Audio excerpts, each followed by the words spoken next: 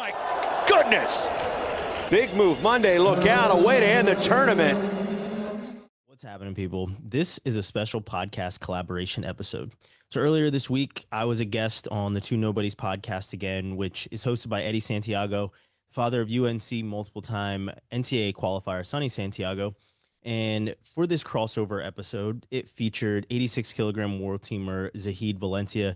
We talked about youth wrestling. We talked about his dad creating Monsters Garage.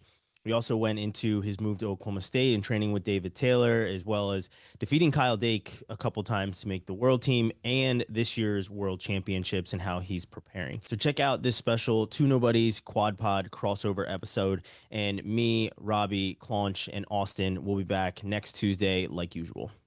Peace. What's up, everybody, and welcome to Two Nobodies with the Mic, episode 146. We are live, guys, on YouTube. We are live on Instagram. Thank you for joining us. Another beautiful Wednesday evening. As you can tell, Rafa, the guru, still on vacay. I think he's in Miami somewhere rolling up a cigar or something. But we got you covered, man.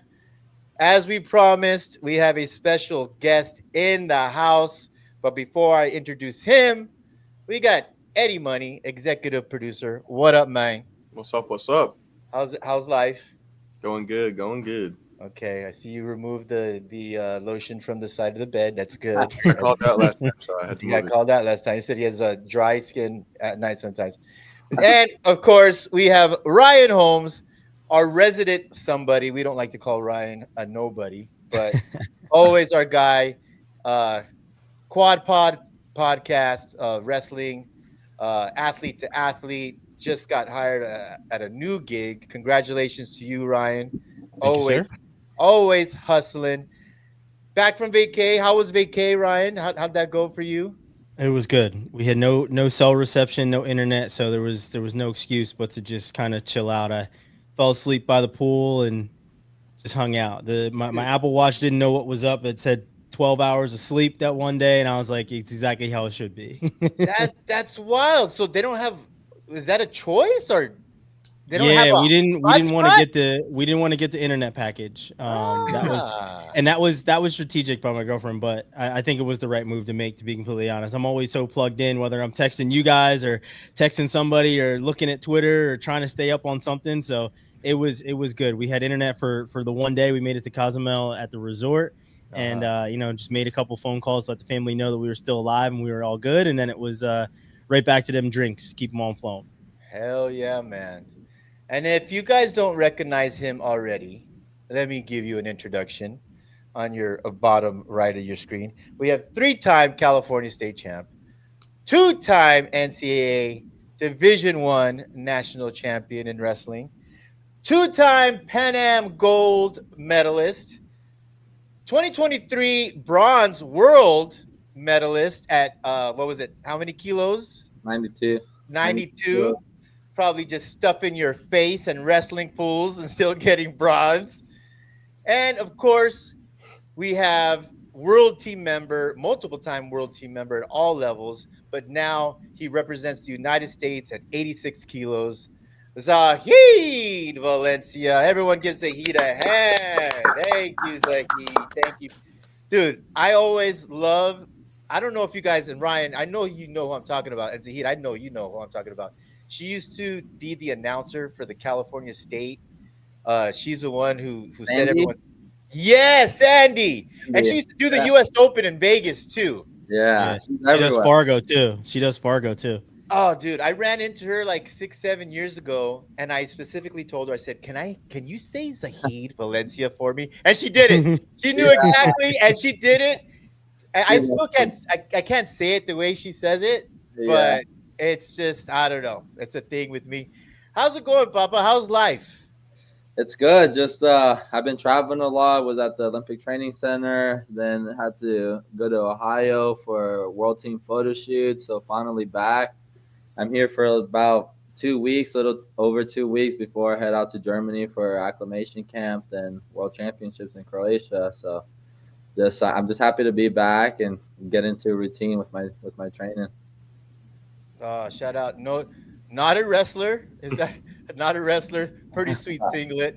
You're definitely not a wrestler if you are rocking the top ramen singlet. It's full of sodium. Full of sodium. You can't be eating that shit as a wrestler. But yeah, dude, thanks for joining us. Just for the record, like St. John Zahid, St. John Bosco. My sons went to St. John Bosco, and known him for a while now. But September, what is it? The 13th to the 21st is the World Championships of Wrestling. It happens every year, and then of course every 4 years you have your Olympics. But Zahid won the spot, and we're just blessed to have you, man. And we know you have a ton of support.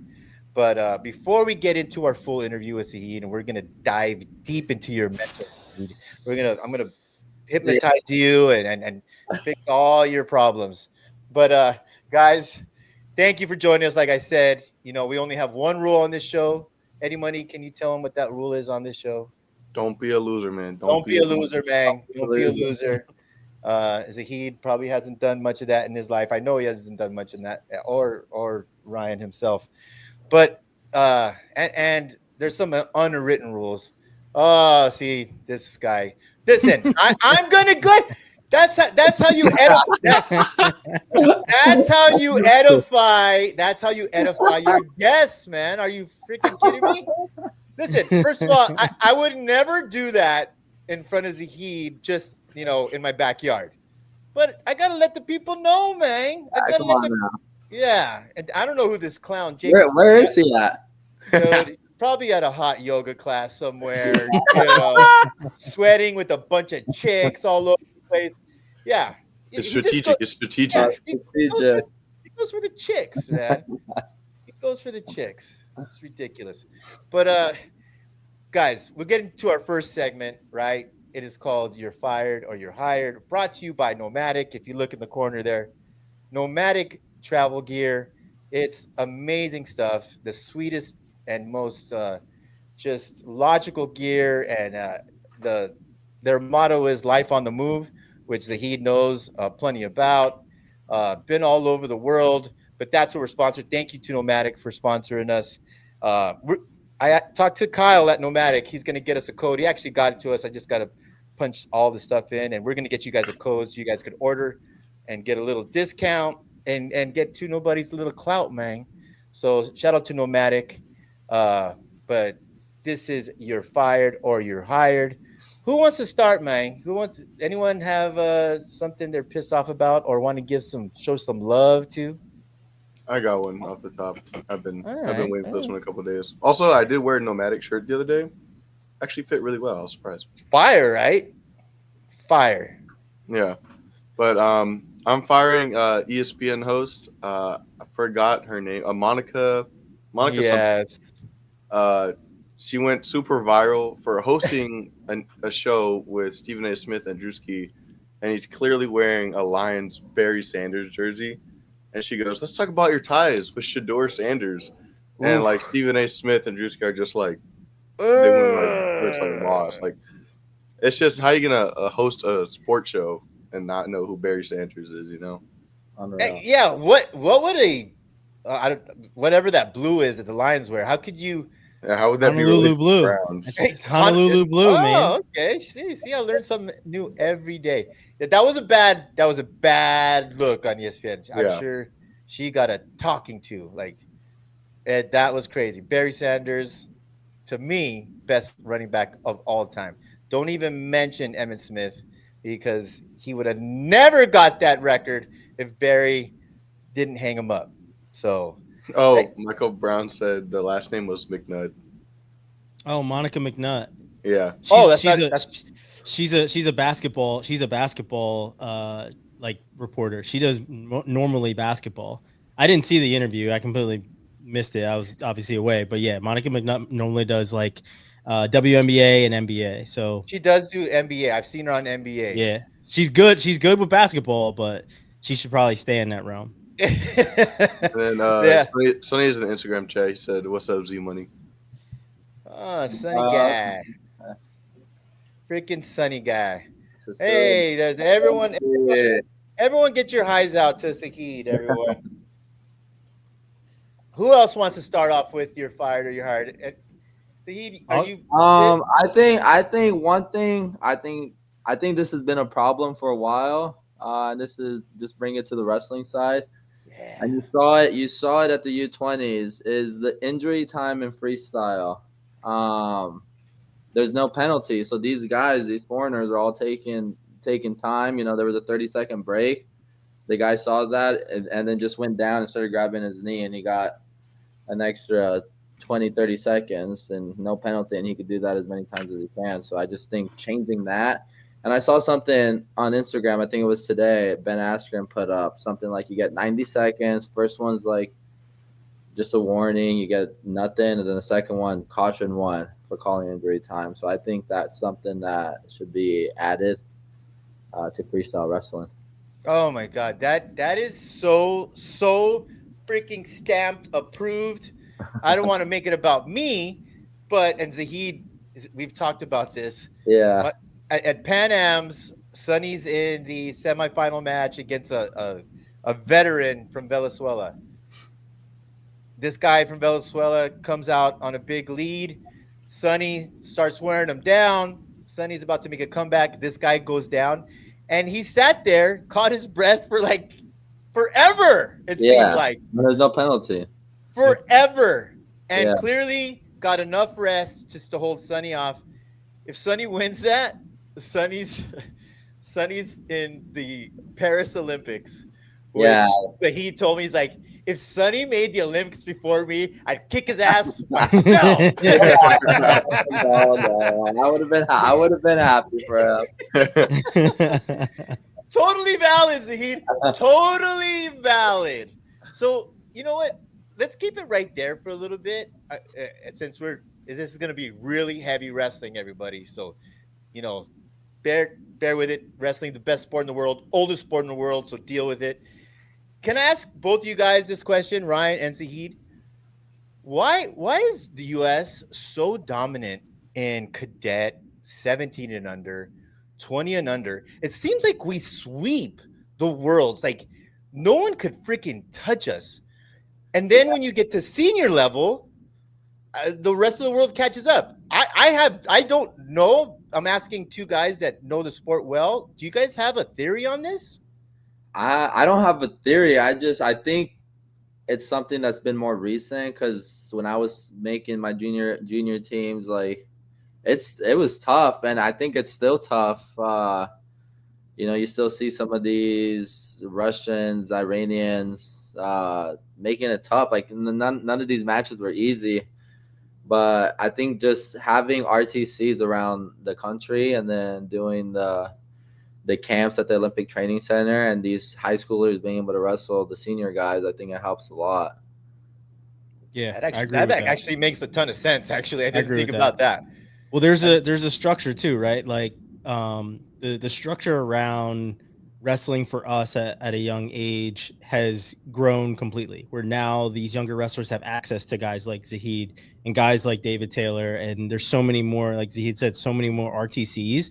But like, and I'll tell you, I'm a good bit older than Zahid. We didn't have those types of structures, right? So if you were really good at wrestling, like Jo was when I was growing up, Jo and I are, family, like they're going to push you more towards these things, where now you have Jordan Burroughs and you have, a lot more of these kids see these guys winning world titles more, where you had to get lucky and see folk style wrestling or freestyle wrestling on TV. Yeah. Now we know what these schedules are. There's more access to it. So I feel like the dreams for these kids like PJ Duke, who made like every single one of our freestyle teams from like U20 to U23 and then senior level, they just have way more access and way more structure and way more coaching than a lot of the older, like the other generations did. So, I was fortunate enough to cover Zahid when he was, in high school, and then coming through his teams, and, it was guys like him and Gable and Dayton Fix, and, seeing all of those guys win, you saw also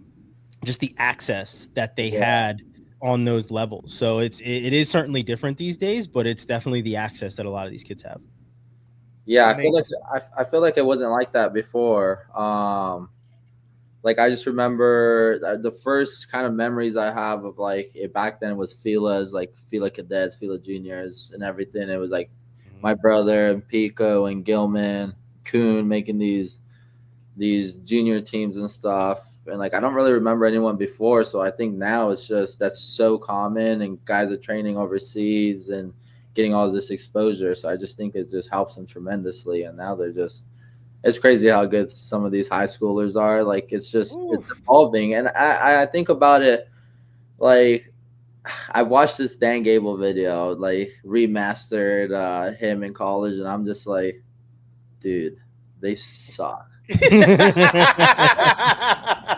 I'm just like, this is like just backyard wrestling. They're trying to like go lat drops and throws, and they're just fumbling all over the place. I'm like, it's crazy how far wrestling's gone, and these high schoolers are just taking up a notch because they just have that experience and that feel. It's crazy, awesome, right? Yeah, that's crazy. It's so true though. And anyone else? Oh, real quick, let's give a little congrats to Zahid and his brother, Anthony Valencia. Just had his first child, baby boy Luca. How's it feel to be an uncle? It's awesome. It's awesome. I see the pictures that he sends me, and he's just the cutest little thing. So I just can't wait to go see him. I'll probably go make a trip after Worlds, and it's gonna be awesome. Man, another generation of Valencia wrestlers. He better have a Mexican twin. I don't know if you know a Mexican. I don't know what you know what a Mexican twin is, right? But that's boom, 9 months. You have a brother that's 10 months older than you. That's called a Mexican twin. And for some reason in wrestling, you get yourself a twin. That's an automatic partner for life. Yeah, partner for life.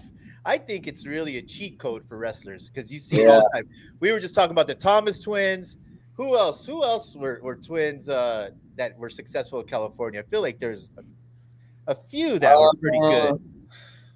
You had there's like the set of brothers that were like pretty good, like the Savages were pretty good. The Wicks, like the Cody, Colt Doyle were pretty good. I think they won state. Yeah, and then you had the heavyweights from Clovis. They had The Nevilles. The Nevilles, yeah. That was a crazy. That mom should they should put her out to pasture. She should charge $1 million. That woman is a stud. The Wicks. Oh, Shanae, I said the Wicks. Yeah. Anyone else before we end your I got something. I'm gonna stick with wrestling. And we were just talking about the U20 team, and I'm gonna hire the U20 team. I mean, one of the best performances that we've seen in a very long time. 5 guys come back with gold medals. There were 6 finalists. I think there was only 2 guys with D Lockett and Anthony Knox that didn't come back with medals. But I want to give a shout out to Jaden Cox, Scott Green, and BJ Futrell. Those are the coaches of that team. On top of it, there was a number of, everybody has their private coaches these days as well, but those guys were the U20 Team USA coaches, and they did a phenomenal job. Jaden Cox, I think it was put out where he has been undefeated at World Championships since taking the job. I think he's like 4-0, I think, at U17s, and then at U20s over these last 2 years. They've won both titles. So shout out to him. He's doing a phenomenal job. He looks incredibly huge these days now that he's not wrestling. But yeah, like those guys did a really good job. So shout out to them. Hell yes. Zach Carrera brings up a good. I'm gonna. You know what? I wasn't gonna fire this, but I watched. If anyone missed it on Saturday night, you had Duplessis versus Cosmot, right? And this is exactly how I thought it would go. And I might have a little bit different twist on this thing. I'm a huge fan of Dana White. I think he does a tremendous job with promotion and the UFC and everything he does. I buy into because I think he's a really smart guy. Does anyone feel like me and feel like Cosmot? I didn't love the fight. He is a world-class wrestler, and he was so dominant that it almost upset me. Like that wasn't an entertaining fight for me. Now, I know his job is to win, right? And Duplessis a champion. You know, I almost didn't expect him. No matter what, you bring a Division I wrestler in your camp for 3 months. It's not, these guys in Dagestan have been wrestling even before Zahid has been wrestling, and we're going to get into that soon. You know, we all know what Masvidal said. He's like, send your boy to Dagestan 2-3 years, forget about him, come back a man. Does anyone feel like me and feel like, I don't know what it was, it left a bad taste in my mouth? Or does Duplessis just need to be a better wrestler? Because Zach is saying that Jacob is a better wrestler than. No, I think Duplessis needs to be a better wrestler. That was just a horrible defense. I've never seen anything that bad. It's like you gotta and then one thing is get taken down, and then another thing is getting caught in the same move about 5 times. Are you kidding me? How many times are you gonna get crucifixed? That was embarrassing.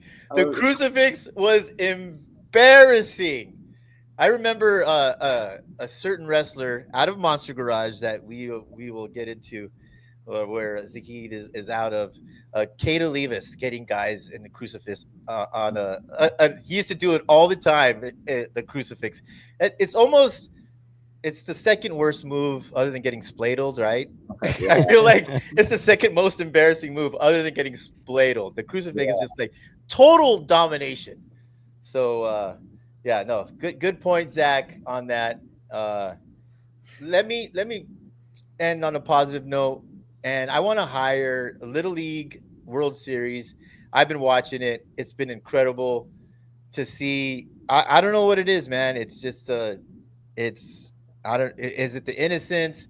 Is it these guys? You know, Japan just lost to Aruba.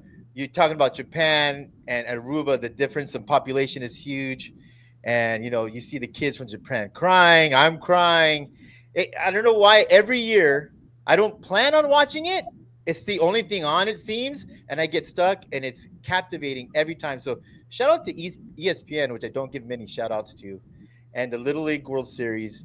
And these kids, what I've noticed, because before every game, they ask you, what's your favorite subject, favorite actor, what's your favorite baseball player? And a lot of them had some old school baseball players like Ken Griffey Jr. A couple of them said like Ozzie Smith. Like, that was pretty cool. Like, I don't know if your dad told you to write that down, but for sure you didn't see, one of them said Bo Jackson. I just thought it was pretty cool, because when you think this younger generation doesn't follow the history of their sport, I thought it was really cool. So I wanted to give a shout out to Little League Baseball World Series. What up, Tricksters? How you doing, man? So that is You're Fired, You're Hired, brought to you by Nomadic. Live life on the move, man. So that being said, Zahid, you're an Eagles fan. You're a proud Eagles, go fly, whatever. Eagles fly, Eagles. Yeah. Talking about living life on the move, can you give us a country count on how many countries that wrestling has taken? Do you know how many places that you've been all over the world? 21 different countries so far. So I've been very blessed. Yeah, it's been awesome. And you've been making world teams since what, like 15, 16? Since I think my first world team was senior year of high school. Made my first junior team, and then I've been on a national team for the past 10 plus years now. Yeah. So. That's pretty cool, man, to be able. I don't know how much time do you guys get? Do you got any time at all to explore the places? Yeah. I try to make the most out of every trip. I remember when I first started going out, when I was in high school, I'm just like, oh, well, I can't do anything. I'm going to stay in the room, rest my legs, not do anything, just be wrestling. But after the first few trips, I'm like, well, why am I doing this? Like, I'm going to explore. I'm going to take the culture in, the food and everything. If I'm here, I might as well enjoy my time. It's not going to, just because I walk around a little bit doesn't mean I'm going to go end up losing, so I kind of just think about it that way. So I've been able to see a lot of different places. That's pretty freaking cool. Ryan, I know you've been covering wrestling. Have you gotten the chance to go to some cool places and cover wrestling?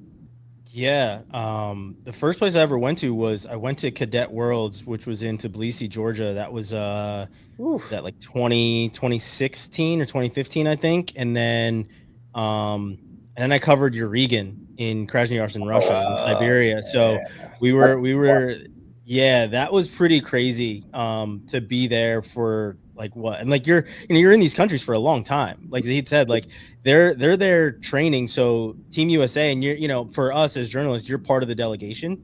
So like you're protected, like you're part of essentially like the government. So like the wrestlers are protected. We're part of Team USA when we go on those trips. So you're there sometimes just as long as the wrestlers are, but Zahid said they have to go to acclimation camp. So the year we went to Urigan, we were there, I want to say like 2-3 days before the tournament started, but it takes you like a day and a half to get there. So you lose a lot of time. It's really crazy to like travel that far. And then you're in Russia for like 10 days. And, it was just super different. Right. And, we had a chance to do the Russian banya. So we went and jumped in the Yensa River, which is like frozen. Yeah. And then went and got in the sauna, and like, it's just such a different culture, man. But it was really cool. Those are the two places, the two times I've had to leave the country to cover wrestling. And when we went to Urigan, Tamara Mensah was the first U.S. wrestler to win Urigan, I think, back to back.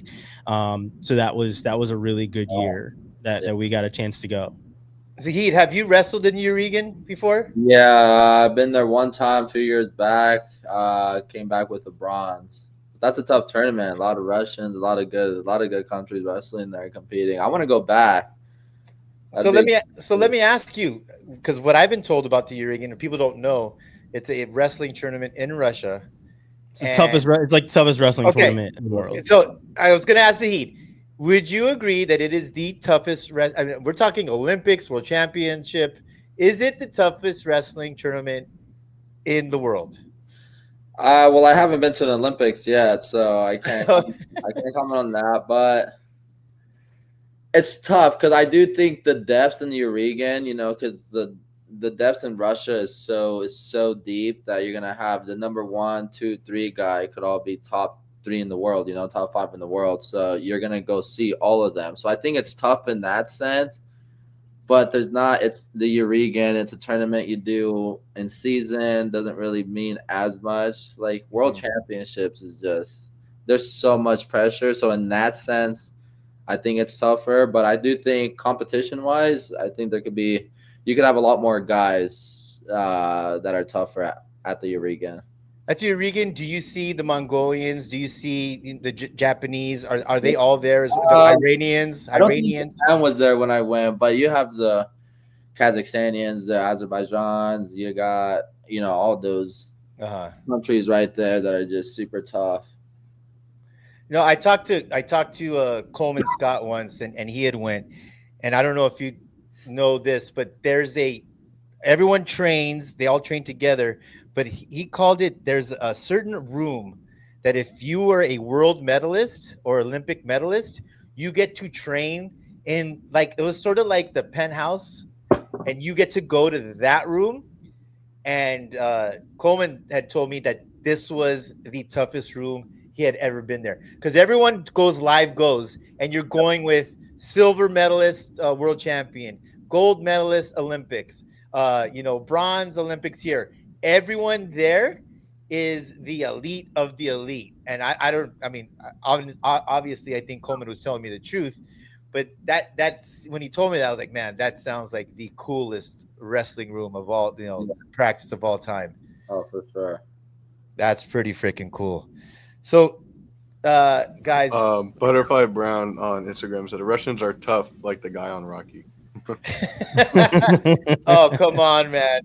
Rocky ended up beating his ass. Are you kidding me? He ain't that tough. Russian wrestling culture it was pretty dope to like be there and see that though too. Like they being able to like see their practices was pretty insane, because like where the team was training, and that's the thing is like Russia and USA wrestling, and he can correct me if I'm wrong, but like there's a good amount of respect because like we're so good and we're so close to each other.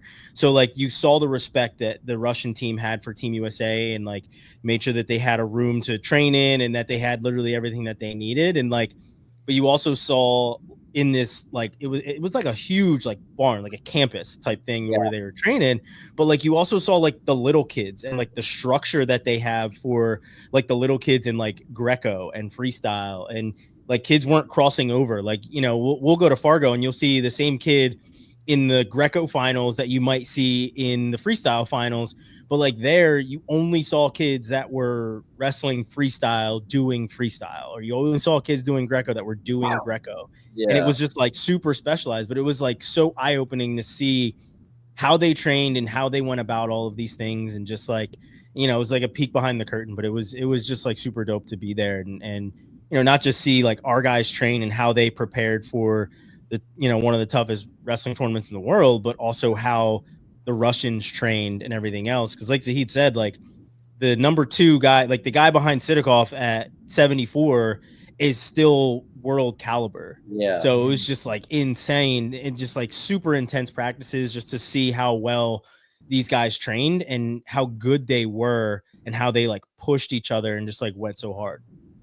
So someone sent me something today, and I'm going to try to show you on the camera.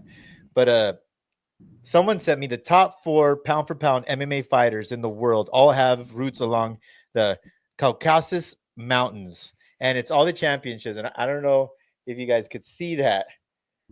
Oh, yeah. But it really, you know, all right near Dagestan, all pound for pound.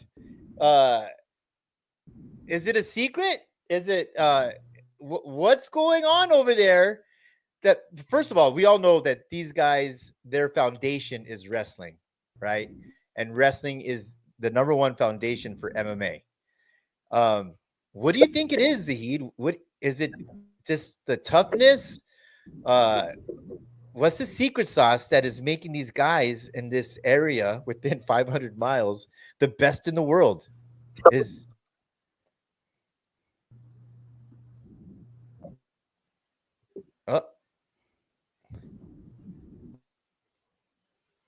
we have a bad connection with Zahid.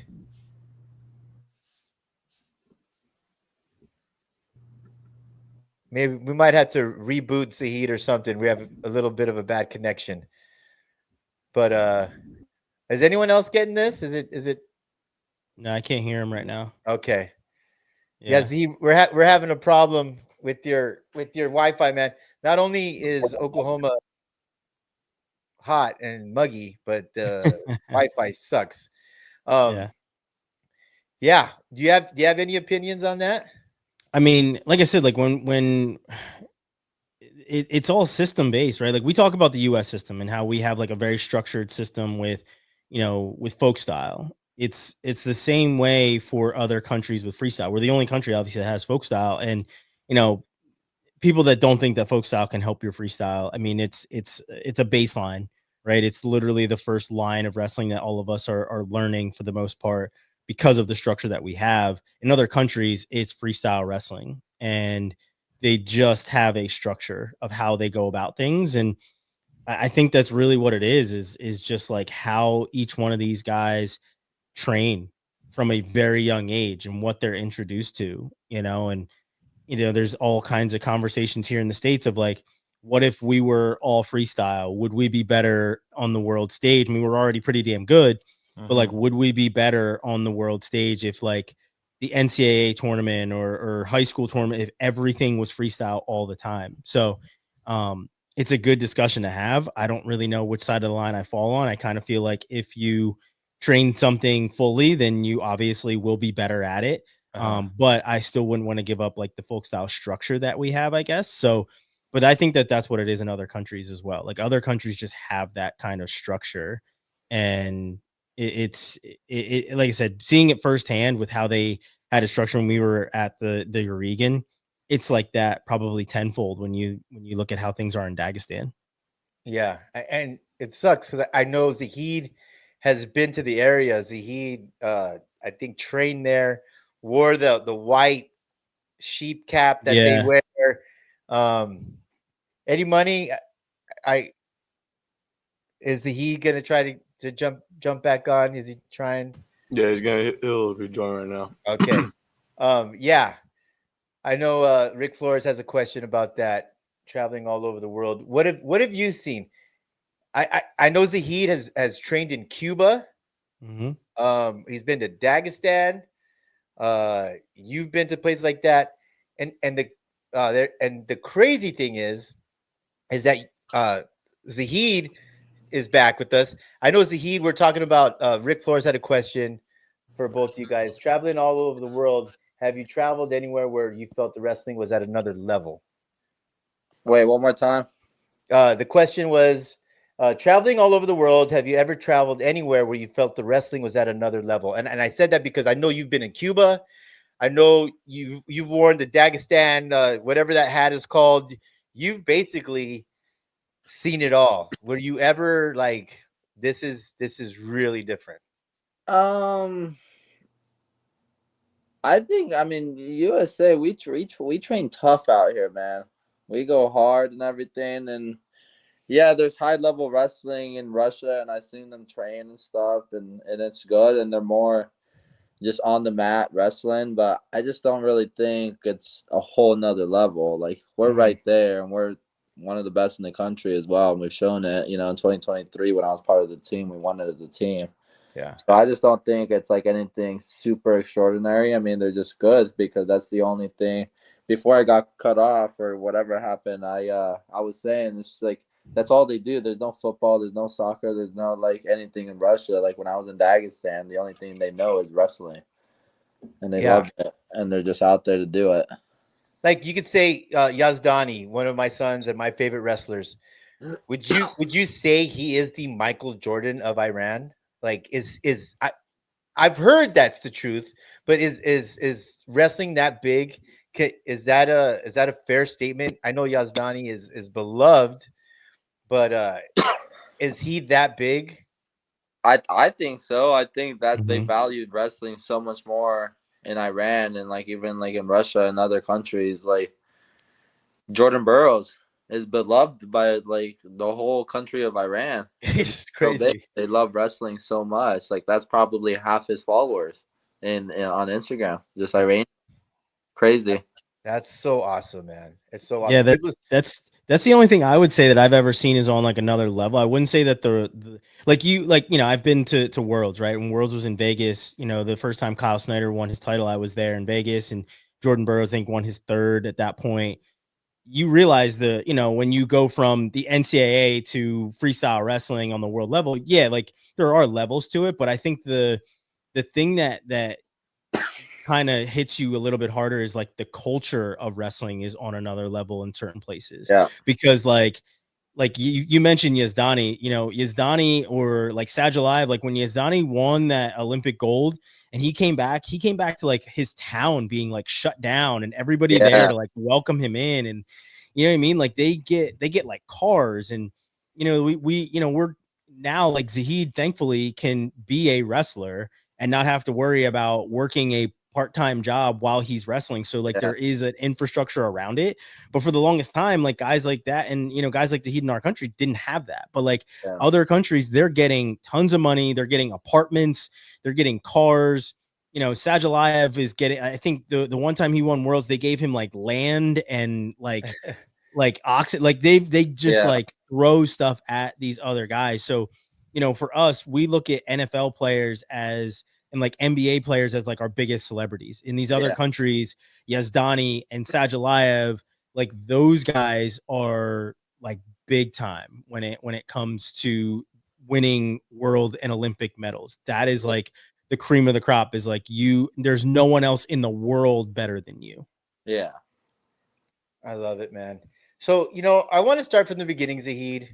If anyone just joined us, we have Zahid Valencia, 86 kilo world team member, going to be wrestling in the world championships in Zagreb, Croatia, the September 13th.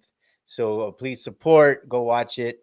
But I want to start from the beginning, Zahid. I've known you for a little while, but you have such an incredible story. Pico Rivera, right down the street from me. But brothers, sisters, When did you start wrestling? Give us the beginning of how it all started. I started when I was 2 years old. My dad he knew he wanted wrestlers. He wanted twins. He got, as you said, the Mexican twins, 363 days apart. And so I guess when we started, we really didn't have a choice. It's like we're wrestling, we played some t-ball, and then after I turned 3, Anthony was 4. Anthony was able to wrestle in tournaments because once you're 4, you're allowed to wrestle. So I wasn't allowed to wrestle yet. But my dad could see that I was upset. So he forged my birth certificate to say I was 4 years old. So at 3 years old, I started entering tournaments that season. That first season, I went 1-18. Only won 1 match. And I think Anthony won like 4 matches and lost like 22 of them. So that's kind of what my dad decided is like, oh, well, I got to get these guys good or they're not going to like it.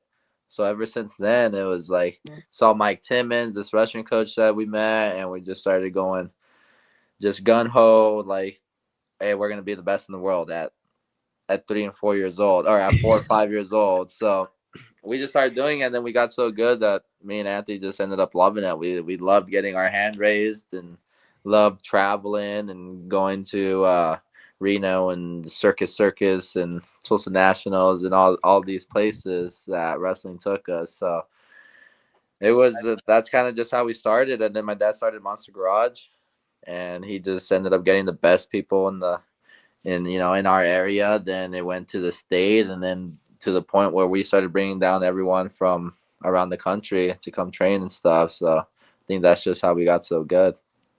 Just for the record, Ryan, I moved probably 30-something miles from Santa Clarita to Downey. So my sons could train with Ruben and Zahid and Anthony. You know, wrestling dads, I think everyone would agree on this podcast, they're a little bit different. You know, we all know youth sports dads are crazy. Wrestling dads take it to another level. And I'm scrolling through Fargo. I'm scrolling through, Iowa Nationals, and I'm seeing, or Reno, Monster Garage, Pico Rivera. I'm seeing these kids, Aaron Pico, Kate Levis, Joseph Dominguez. That there's just a ton more, and they're all coming out of this one garage. Well, I didn't know it was actually a garage. I thought it was just called Monster Garage. I was like, what a cool name. I bet it's a 2,000 square foot facility with the most high-tech equipment. Little did I know it was a garage in Pico Rivera. I mean, So yeah, we made the move. We made the move down to Monster Garage. My question to you, Zahid, is a lot of people don't know this about your dad. I've walked around tournaments with your dad. He's sort of like a A-list celebrity in the wrestling world. You walk around, everyone's saying hello. I'll be like, Ruben, he's like, I'll be honest, Eddie, I don't know who that guy is. But they talk to him like they know him. Yeah. And it's crazy. But a lot of people don't know that your dad never rocked a singlet but when I chose to move to Monster Garage and move to Downey so they could train, I had like Division I coaches or wrestlers that were coaching my sons. Like, why would you go down there? Did you know that Ruben Valencia has never wrestled? I'm like, no, and neither do I care. All I know is that the best wrestlers in California are coming out of Pico Rivera. Yeah. Show me your guys, and I'll stay with you. I will go where the best guys are being made. And how do you explain your dad's success not ever actually having a live wrestling match? He's the man.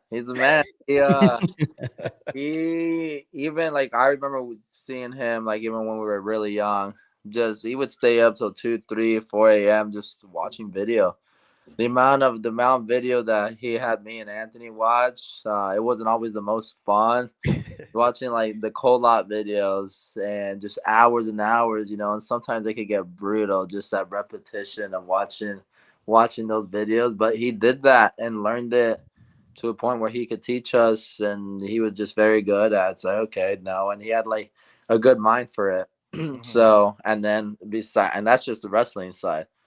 Then he knew how to make you tough. You wanna get strong, I'll get you strong. You wanna be the best condition in the world, he'll get you there. It's not gonna be pretty, but he knows how to bring the best out of you. And I just think that's why people are so successful and people want to train with him. And people thought after, his sons are done, it's going to be kind of over.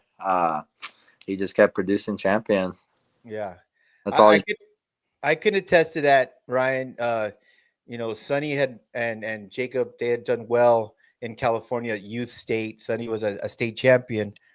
And, when I did finally take him over to Ruben invests in these young men so crazy. He took Sonny out to a lunch. Sonny came back with a journal. Ruben had bought him a journal, and they went over goals and said, Sonny, you should want to be the best in the country. And Sonny put it on an index card, taped it to the top of the ceiling, and make a long story short, my goal was Sonny to wrestle at anywhere in college. Sonny eventually won Who's Number One and completed that goal. Not only, I don't want to make this about Ruben Valencia, but not only did he get Sonny tougher, but it's a mindset thing. It's a mindset thing what he does. Another quick story about Richie Figueroa. If you're in the wrestling world, you know who Richie Figueroa is.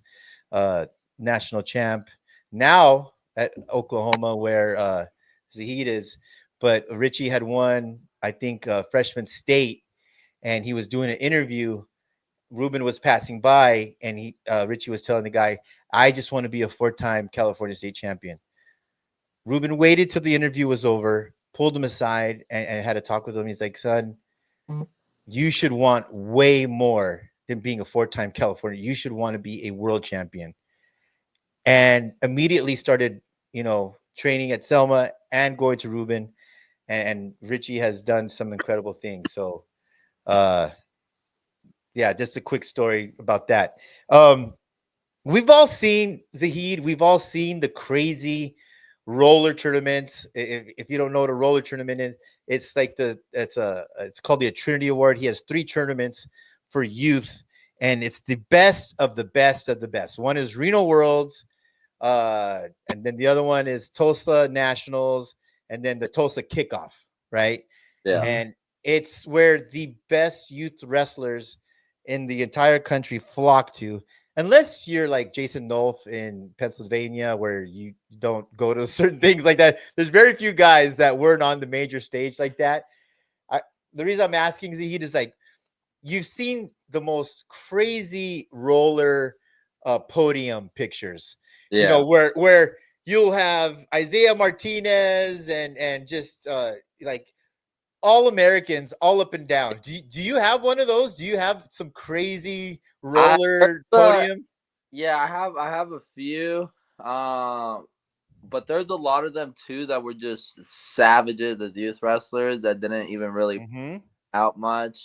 But there's like guys like I remember Anthony's bracket, John Wayne Townsend, like Keegan Wakefield, guys that you don't really hear. I know guys, I think some of my toughest ones or well-known guys when I was competing was Javon Perkins and Gary Wayne Harding. Gary Wayne. They were studs. That's like my dad's like, hey, when you go up next year a division, like these are the guys you're gonna wrestle. And I remember watching them, and they were just so good. And I was like, okay, this is what I'm gonna have to beat next year. So guys like that. I've had like Brandon Sorensen in my weight class, Bryce Brill, Dominic Malone. There's been a few savages in there. I think Joy McKenna's been in my weight. I wrestled him at Tulsa Nationals, I think, 1 year for 3rd.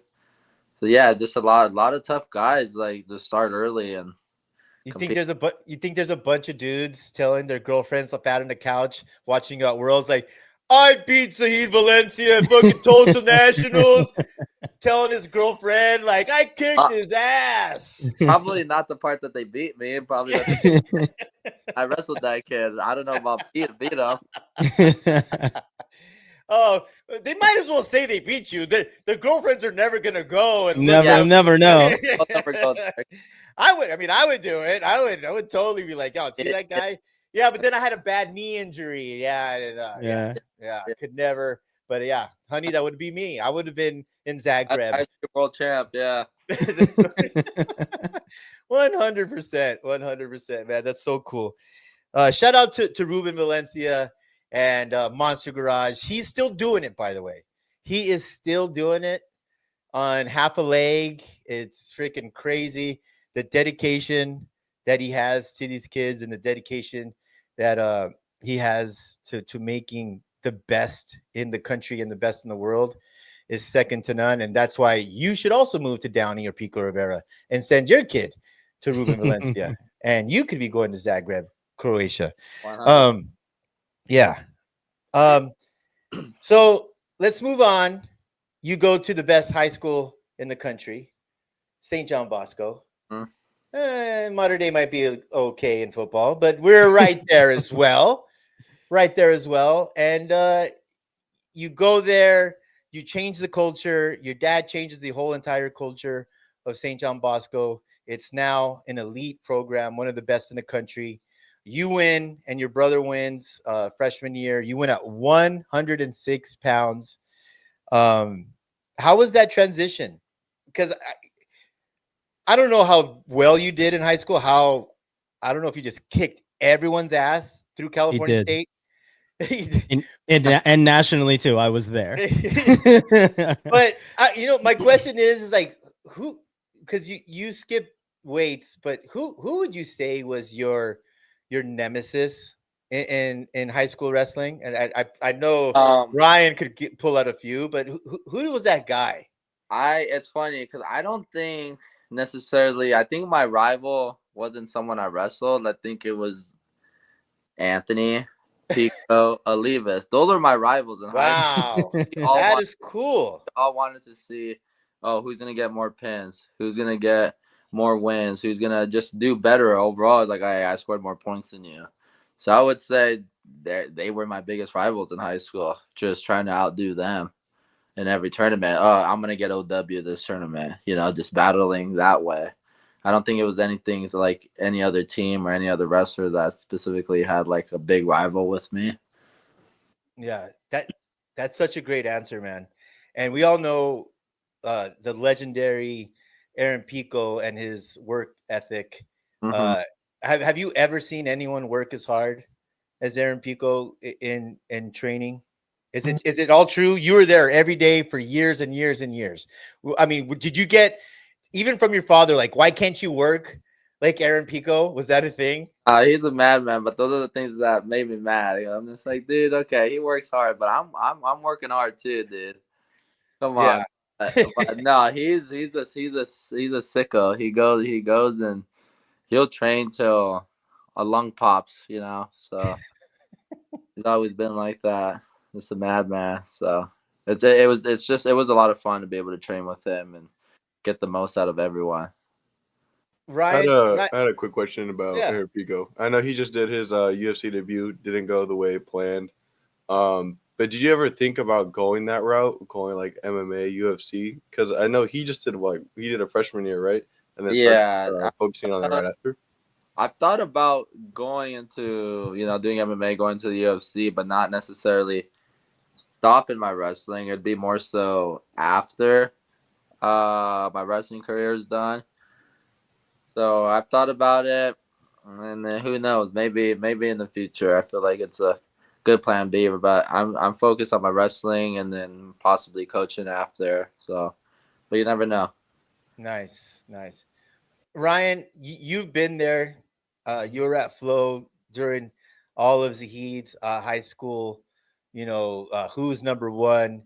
Who are you most excited to see Zahid wrestle in his high school years?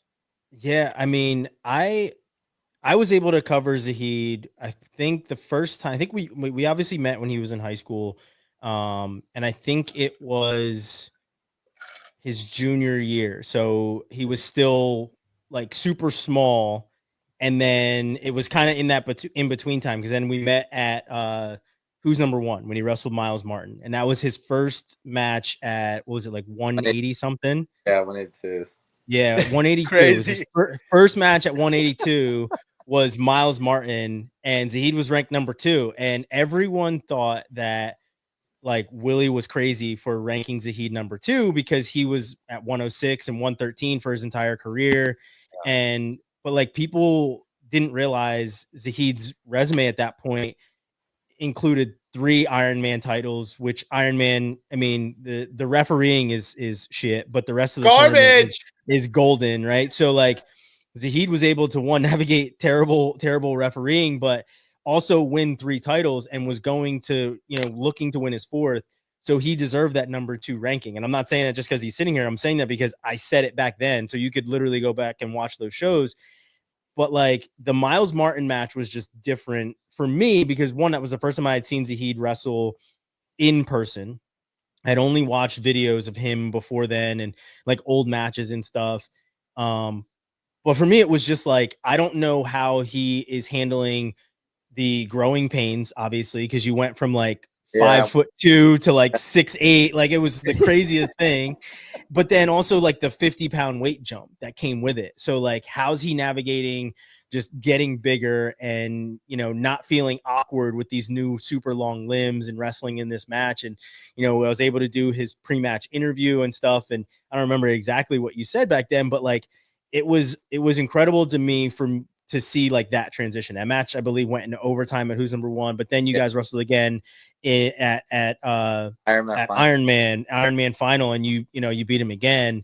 What was it like for you back then to make that transition from being such a small wrestler to now being one of the upper weights and being the number 1 upper weight after I think you had won Ironman, or at least the state title, at like 132 or 126 like the year before? 132. Yeah, so I went 106, 113, 132, 182.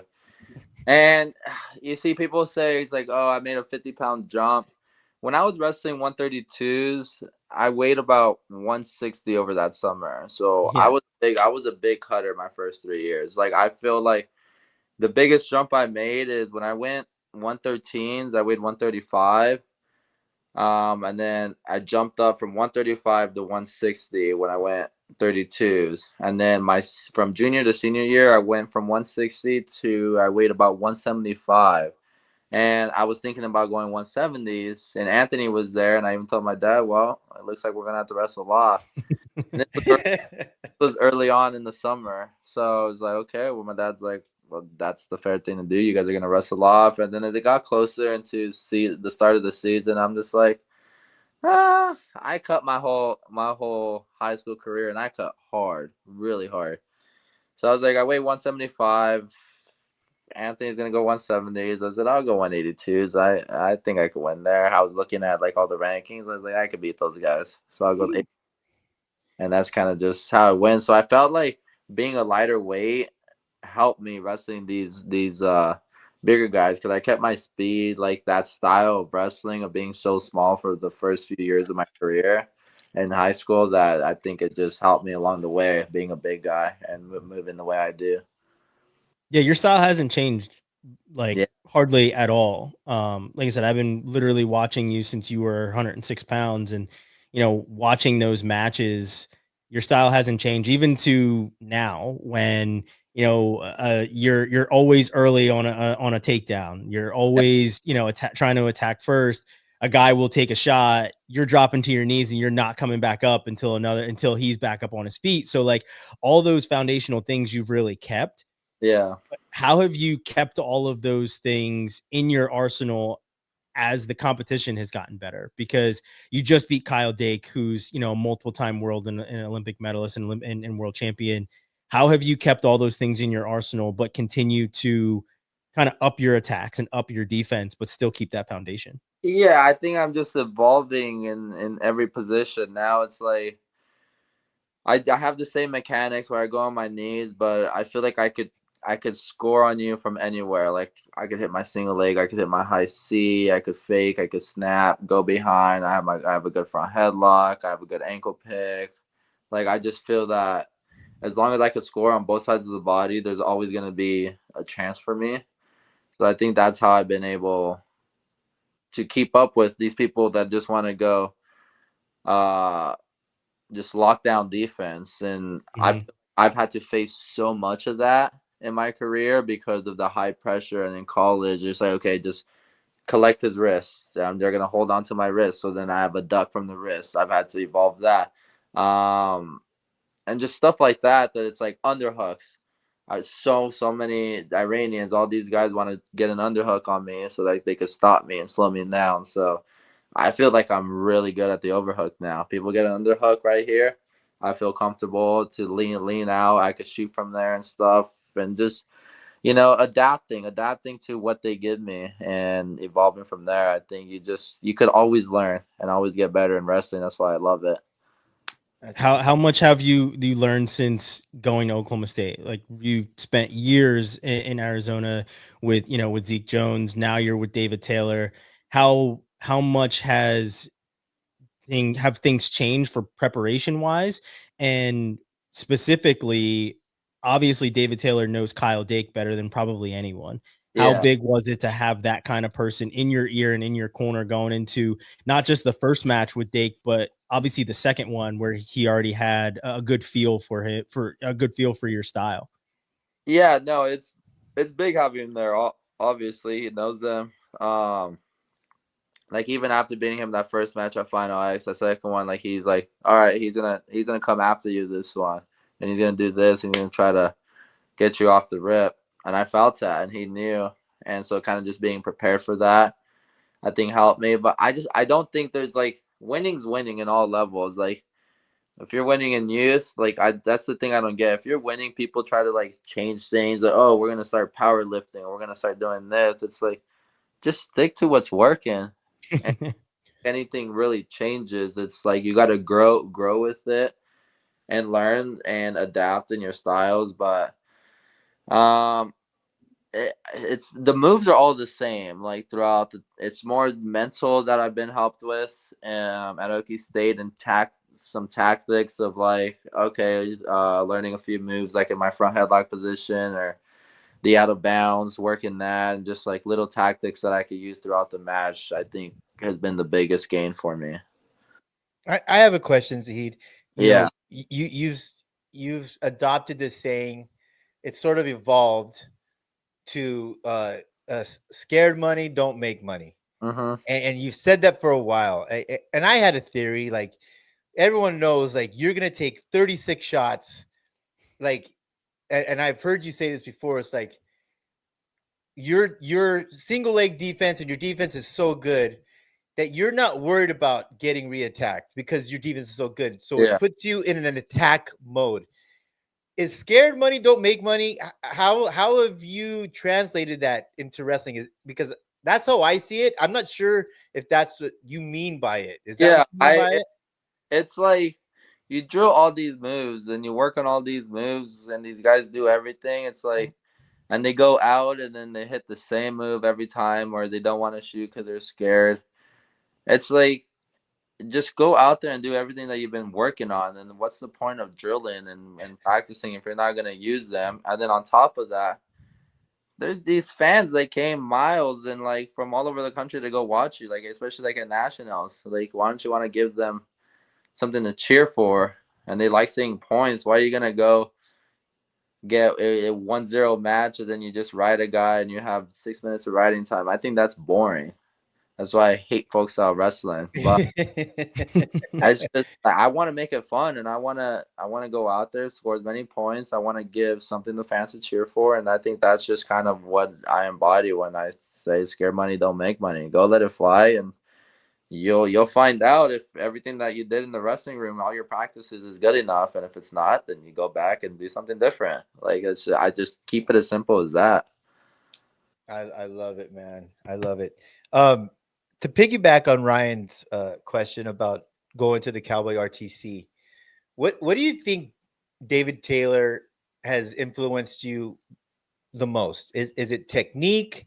Is it mindset? Is it lifestyle? Why'd you make the change, and what has been the biggest difference? Because Yeah. I think everyone knows that you were probably the most talented. Was the change of scenery good for you? And what has David Taylor specifically done? There was a lot of reasons for my move. I think I've been candid about this. I love Arizona. That's my home. I put roots down, and I didn't want to leave, but I just felt something pushing me. I think God set so many things in place to where I had to open my eyes. I think I was stubborn to the fact it's like I want to live here. I want to live in AZ because I love it here because I'm.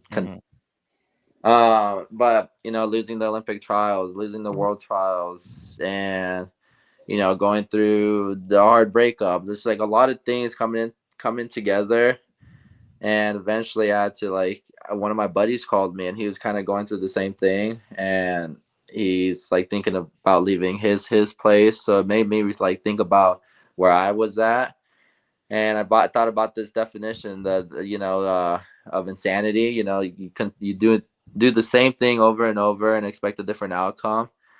And I couldn't stay there anymore. I didn't have the partners, and I was kind of honestly falling out of love of the sport. Everything was so routine that I was just going to practice and doing this. There's no one to really push me, and no one that was going to travel with me that's in the same position. Now, Cowboy RTC, I have Wyatt Hendrickson, I have Jax Forrest on the team, and even Roman Bravo is wrestling for Mexico, and you have all these guys. Mirza is going to wrestle for Uzbekistan. I got Joey, wrestling with me the Final X, and he goes to all these. So it's I fell back in love with the sport. I'm excited to go to practice. I'm excited to continue learning and getting better. So I think it's not necessarily one, oh, he's helped me in my technique or my mental game. I think it's just everything together, and just the move kind of ignited a fire in me and just wanting to level up for sure. Ryan, you got a follow up to that? Yeah, I do, right? Because you talk about kind of falling out of love with the sport a little bit and knowing that you needed to change something. But I know, David has talked about recruiting you and talking to you, I believe, after you guys wrestled that one time. What was that conversation like with David, and how long did it take you to say, yes, this is the right move for me to head to Oklahoma State? Yeah, it was honestly so fast. I didn't come visit. I didn't come check it out, see if it was the right place. So after I was saying, my buddy was gonna move, and I'm just sitting out there at the park, talking to him, watching my brother's dog, and then that's when I was like, you know what, I told my buddy I'm gonna call my dad tonight. I see what he's feeling and stuff, and he's involved, and I picking his brain on what he thinks. So I called him that night, and I was like, hey, I think I have to make a move. He's like, what are you thinking? I was like, probably Oklahoma State. That's honestly the best place for me. And you got David there, and he's just, I love it. Call him. You're gonna call him tonight? It's a little late. You know what? Call him tomorrow. You're gonna call him tomorrow. So he was pumped. Yeah. He was pumped, and I was like, okay, well, I guess this is happening. So I call him the next day, and he seemed excited. I think he had to talk to the board and get everything situated. But as soon as he called me back the day after, and he's like, yeah, we'd love to have you. And I think within 10 days from that conversation, I was packed up my stuff and moved out. It was so fast. It was crazy, but didn't look back. I think that was the best way to do it. Because I remember driving up with my mom, and it was pouring rain and everything flat. I'm used to the mountains, the Red Mountain. There's so much to do. City life. I go on my hikes and everything. I'm here, and I'm just started kind of crying, started bawling to my mom, like, what did I do? Turn around! Turn this car around! What did I do? Like, there's nothing to see here. And my mom, just a sweetheart, she goes, it's beautiful. Like, it's beautiful. And I'm just like, you're lying to me. There ain't much in Stillwater, man. There ain't much out there. Honestly, I think it's the best decision. I don't regret it. It's like I mean, look at me now, world team member. I wouldn't take it for anything. And I told myself, it's like I'm moving. It's like I'm moving with a purpose. Like, I'm not gonna. Why did I come all the way over here to a place I necessarily didn't want to live in? You know, I had sacrifice coming out here. So by me making the sacrifice, there's no freaking way I'm gonna lose. Like, I'm gonna make sure to do everything I could to win. Like, make the sacrifice worth it, and it's been working so far, you know. And I'm not gonna stop now. Yeah, you talked about the fans, right? And you know, you said something about why come all the way out here? Why practice moves that you do if you're not actually gonna, you know, put the work in on the mat so that the fans have something to cheer for. Yeah. Internationally, the fans get pretty wild, and you know, there's vuvuzelas and there's a bunch of music playing and there's chanting and you know, there's so much. Yeah, like it is. Yeah, it is not like anything else. Like, it is not like anything else. But the fans are so passionate for wrestling. International fans are so passionate, and you shared one of the DMs, I think it was earlier today or this week, from somebody talking about you beating Gazimpur, right? And it's just like so much passion. What's that like for you to, one, get DMs like that are obviously in a different language, you have to translate, but then two, do you respond to these guys or do you just kind of let it go? I don't really respond. It's like if they comment on my stuff, and you know what's funny? The things I like are the people that talk shit, and like that caption, the thing that I posted today, he said that Gazimpur will tear me a new one or whatever. That yeah. And I was like, oh, I love it. I love that stuff. Like, that's the stuff I remember, not the, hey, you're doing so good job, you're looking so good, go kick ass, go win it. Yeah, okay. But the people is like, he's gonna rip you apart. You're not ready. He will break you. Yeah. Oh, okay. Sounds a little bit like yeah. Sounds a little bit like Michael Jordan, and that's when I took it personal. Yeah. Like, yeah. That's what the champions do. They don't remember the pats on the back. They remember the people that don't believe in them or talking shit. I love it. Yeah, and I remember I have a bookmark. So it's like you'll know. Yeah. How much do you pay attention to those guys? Like, just the wrestlers though, right? We talk about the fans. The fans are always going to chirp and everything else, and you know, especially at those world tournaments, the fans you're right next to the fans. Like, that happens all the time. Like, you walk out of the stadium and the fans are right there. You know, you're in the same hotels, you're all around all of them. But like, from a preparation standpoint, you know, looking at 86 kilos, you have the, you know, returning Olympic champion, you know, Ramazanov is there. And then Gazimpur obviously is another guy that was up in another weight class. And, you know, now he's back down to 86. He's wrestled as high as 97. Like, these guys are very seasoned. There's a lot of world titles that they have on their resume. How much are you watching film, or are you focusing more on yourself? Yeah, I don't care what they've done. I know, and like, you call it cocky or arrogant, but I just do believe like I'm the baddest motherfucker on the planet, and and like I do, and I just like, that's what I'm gonna train like that. I'm gonna go out there, and it's like in my head, I'm just like, okay, like why should they beat me? Like, they bleed the same blood as me. Like, I'm gonna go out there and I'm gonna hit my single leg, and when I get my hands locked, there should be no reason for him to stop me. I'm just gonna go and pick it up, and I'm gonna finish. And that's just kind of my mindset. But now, obviously, like, you gotta have a little bit of video. Like, I don't like watching much. The type of video I watch is like on myself. Like, okay, let's say after the U.S. Open, I got done, I won it. A week later, whatever, I'll watch my match from match 1, match 2, all the way to the finals. So that way I could see, oh, I could have done this here, or the guy caught my leg here because I was heavy. Kind of critiquing myself and seeing what I could have done. I think if I watch too much video on other guys, like I'm gonna wrestle their match. So I just like having my coaches, I'll tell Zoe or David, hey, what did this guy do? And he's like, okay, well, he hits high C's here, he has underhook here, sweep single there. So maybe they'll show me a couple times, and I'll be like, okay, got it. I'm good. I'm gonna go wrestle me, but I'll keep that in mind that he does that. That's like pretty much the vastness of video that I watch. Mm-hmm. So yeah, I'm sure you. One other question. I'm sure you watch the Olympics, right? And Ramazanov obviously wrestled Aaron Brooks. When you watch that match, Aaron Brooks is a guy that you've wrestled a good bit as well, that you're familiar with, and you've obviously been in the same room with him. When you see matches like that, what are your thoughts that kind of run through your head of like, as you're watching that, do you feel like I would go here, or do you see openings in guys as you're watching matches live? Yeah, I'm watching that. I said I could beat that guy. He sucks. That's 100% what he's saying. That is not a fucking lie. That is what he is saying. So, Ryan, I'm just going to tell you a quick story because it goes even further than that, because I've been a part of Zahid's culture. Obviously, he's been a part of it much longer because his father has been his father forever.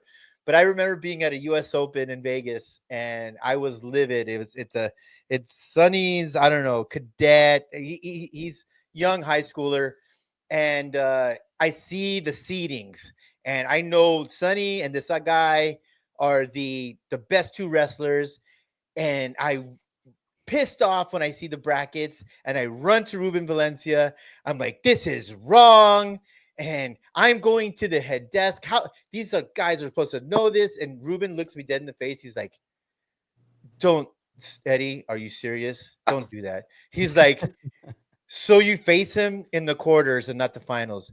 Who cares? Yeah. And I had to shut my mouth. And that's what Zahid has been dealing with. That's his mindset. Yeah. Which brings me to this point, Zahid, and I wanted to bring this up, and I don't want to wash your balls, too much, but I've been so impressed, and you have developed a new saying, don't trip, right? Yeah. I saw the skateboard. It's sort of like, I don't know if it's your life motto now, but I've just been so impressed with the losses that you had in college and with Aaron Brooks. Some to me, and I've been a fan on your side that were clearly biased and wrong, but you handled them with such grace and be like, and you've said it in interviews. Well, I should have never left it into the referee's hands, which I've heard your dad tell me. Sonny should never have left it in. And it's blown me away because, the Aaron Brooks loss was in Penn State and seemed a little unfair. The headgear pull, clearly, to me, incidental.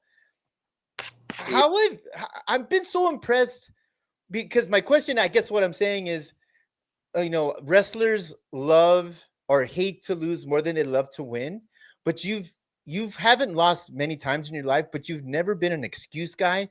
You've actually been the opposite and handled it so well.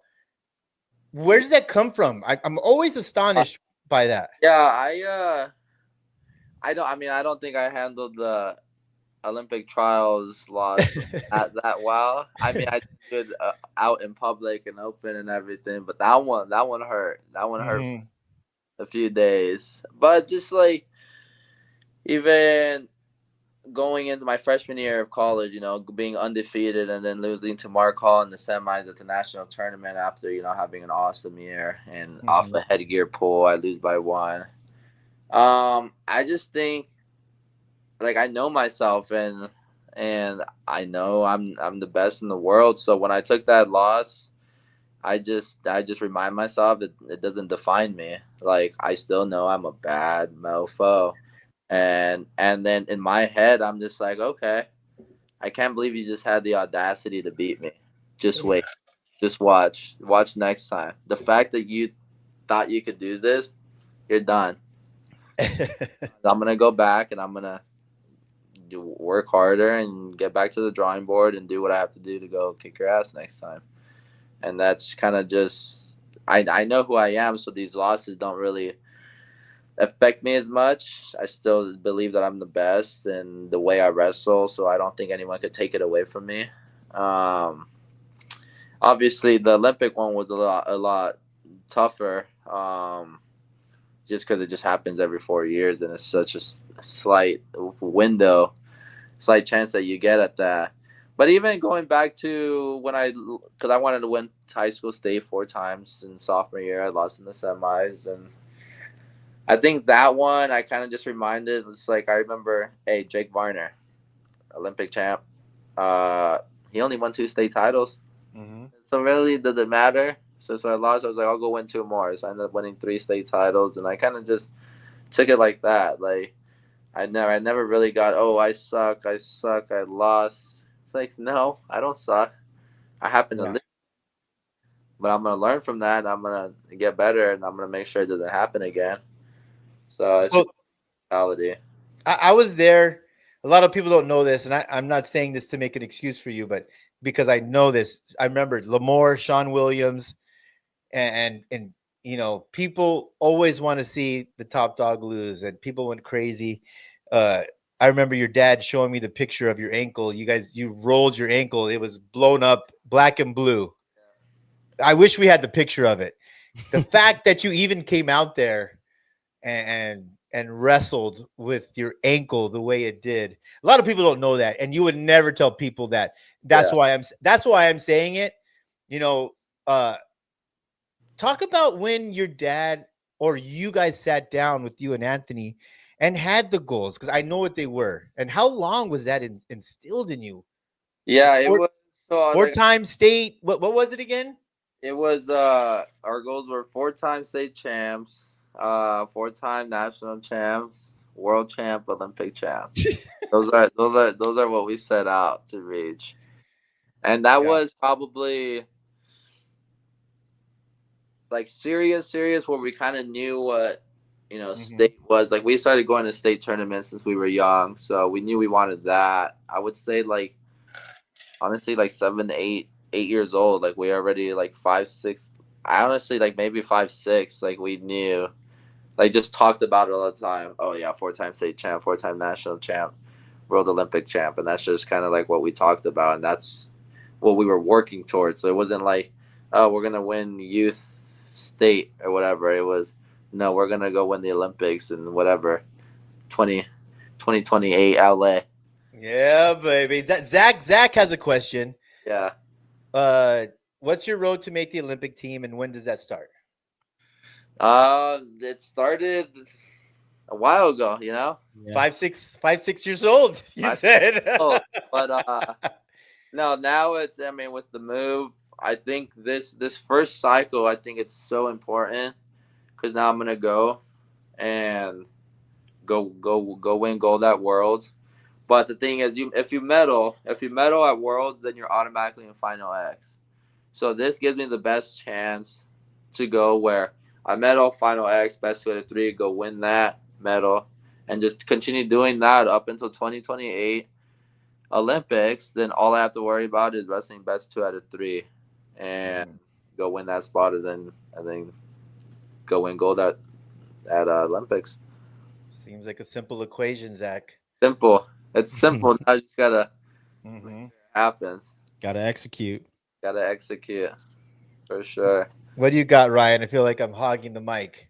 No, I mean it's like I said, I've been there kind of every step of the way for Zahid's career, right? So I've seen him win a lot. I've seen him take the losses. I literally was able to watch him practice when he was at Arizona State. We did a visit there and, you know, did an interview there. And, you know, you talked about him and how he takes his losses. And, you know, I think I was one of the first interviews he did after losing it on a headgear pool. And we talked about that during that interview. I remember that. And I mean, and the thing is like, I think that's why I respect Zahid as much as I do. And, you know, not for nothing, you know, you've talked about Ruben a ton as well. It's why I have so much respect for them because, you know, I may not have accomplished my goals as an athlete, but I feel like we grew up in very similar environments where we had people that were just like so great and had so much knowledge and pushed us so much. So like every time I've ever had a chance to be in the vicinity with Ruben, I always make sure to go shake his hand because he's always brutally honest with not just with his sons, but even with me. And that's why I always had like that respect for him, because I think I may have like picked against Zahid like one time and Ruben let me know about it. And I was like, I respect that, because like the thing is I've had other dads. I had a dad, and I don't know if I've ever like told you guys this, but I had a dad that got my number because I did like rankings at one point when I was at Flow, and I didn't have his kid ranked in a spot where he thought he should be ranked. His kid's still in college right now, by the way. And he got my number from this kid's high school coach, and he was texting me his son's accolades and texting me and like going at me, and I didn't know who it was. So it was basically anonymous. And that's why like when I see this guy now, I don't have respect for him, because like I found out who it was, and I faced him at Ironman that same year. And it's why like I have so much respect for Zahid and respect for Anthony and Ruben, because anytime that anything happened, though, you know, Anthony and Zahid would never say anything about it, nor did they care. But like Ruben will let you know, and it was like, you know, it wasn't a whisper. It was confrontation for the sake of it, but it was conversation, man. And that's why there's always been so much respect. But like Zahid, throughout your career, like your dad has been right there, and he has been your coach in some of the biggest moments. You know, what was it like for you and your brother to transition from high school with having your dad in your corner to then being in college and not having your dad be in your corner all the time? But I'm sure he's sending you text messages and telling you what's happening in between matches that you need to do. Great question. I wanted to ask that. Thank you, Ryan. It was a change. You know, my dad's the type of guy, like, if you tell him, oh, well, if we're fighting for like a 2 or 3 seed, my dad's like, you know what? Put Zahid at 20. Who cares? Number one guy first. I've had a match where I think I was up like 8-0, and I think I had another takedown, and the other coach was like arguing, that wasn't a takedown, blah, blah, blah. And my dad's like, okay, well, you want to start the match over? 0-0?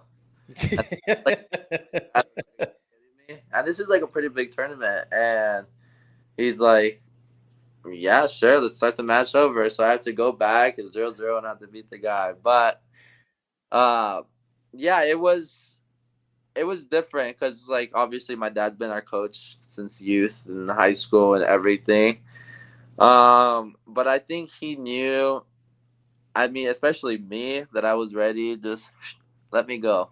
Let me go. Because at that point, it's like, do you want it or do I want it? Like, you know, and like he knew. I think Anthony and like and Kale, like they still kind of like went back home and trained and like messaged him, hey, can you work on this? And I think for those first few years, I was just like, no, like I'm gonna do this. I'm gonna do this on my own and just get away. And he kind of respected that.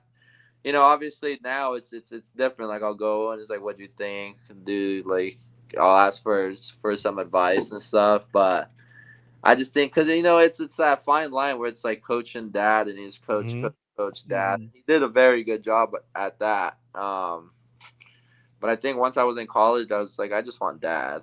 And tell me my good jobs or whatever. He did. I mean, not a lot of good jobs. It's like, yeah.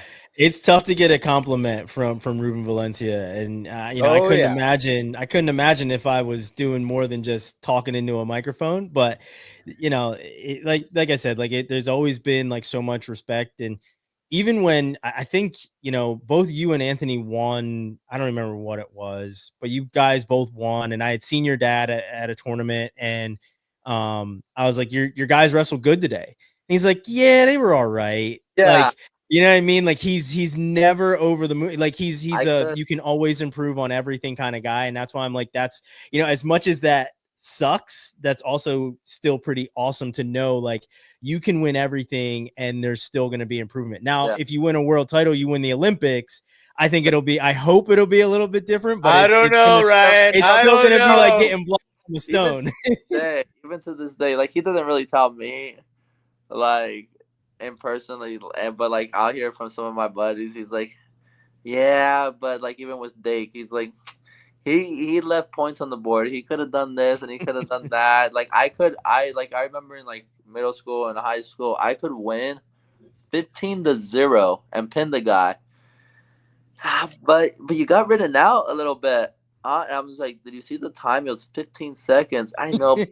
Get out in like 5. It's like there's no winning with the guy. He's being kind.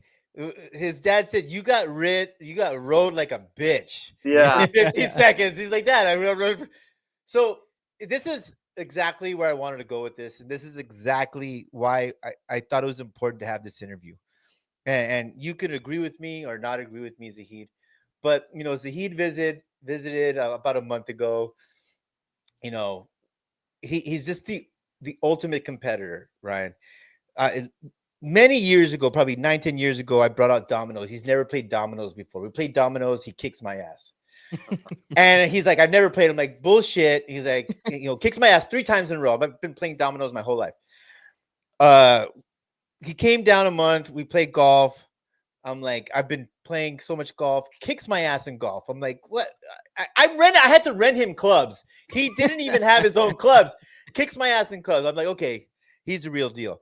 But specifically to this moment, you know, I told him because Ruben was, you know, in my backyard, and you know, we talk all the time, and I'm like, dude, I knew he was going to be Dake, and he should kick. He's like, oh, Eddie, he should. So I made the mistake of telling Zahid, I'm like, you know what, dude, like I told him you left points on the table, and Zahid, he got visibly upset. He's like, you know what, Eddie, what can I do to make everyone happy?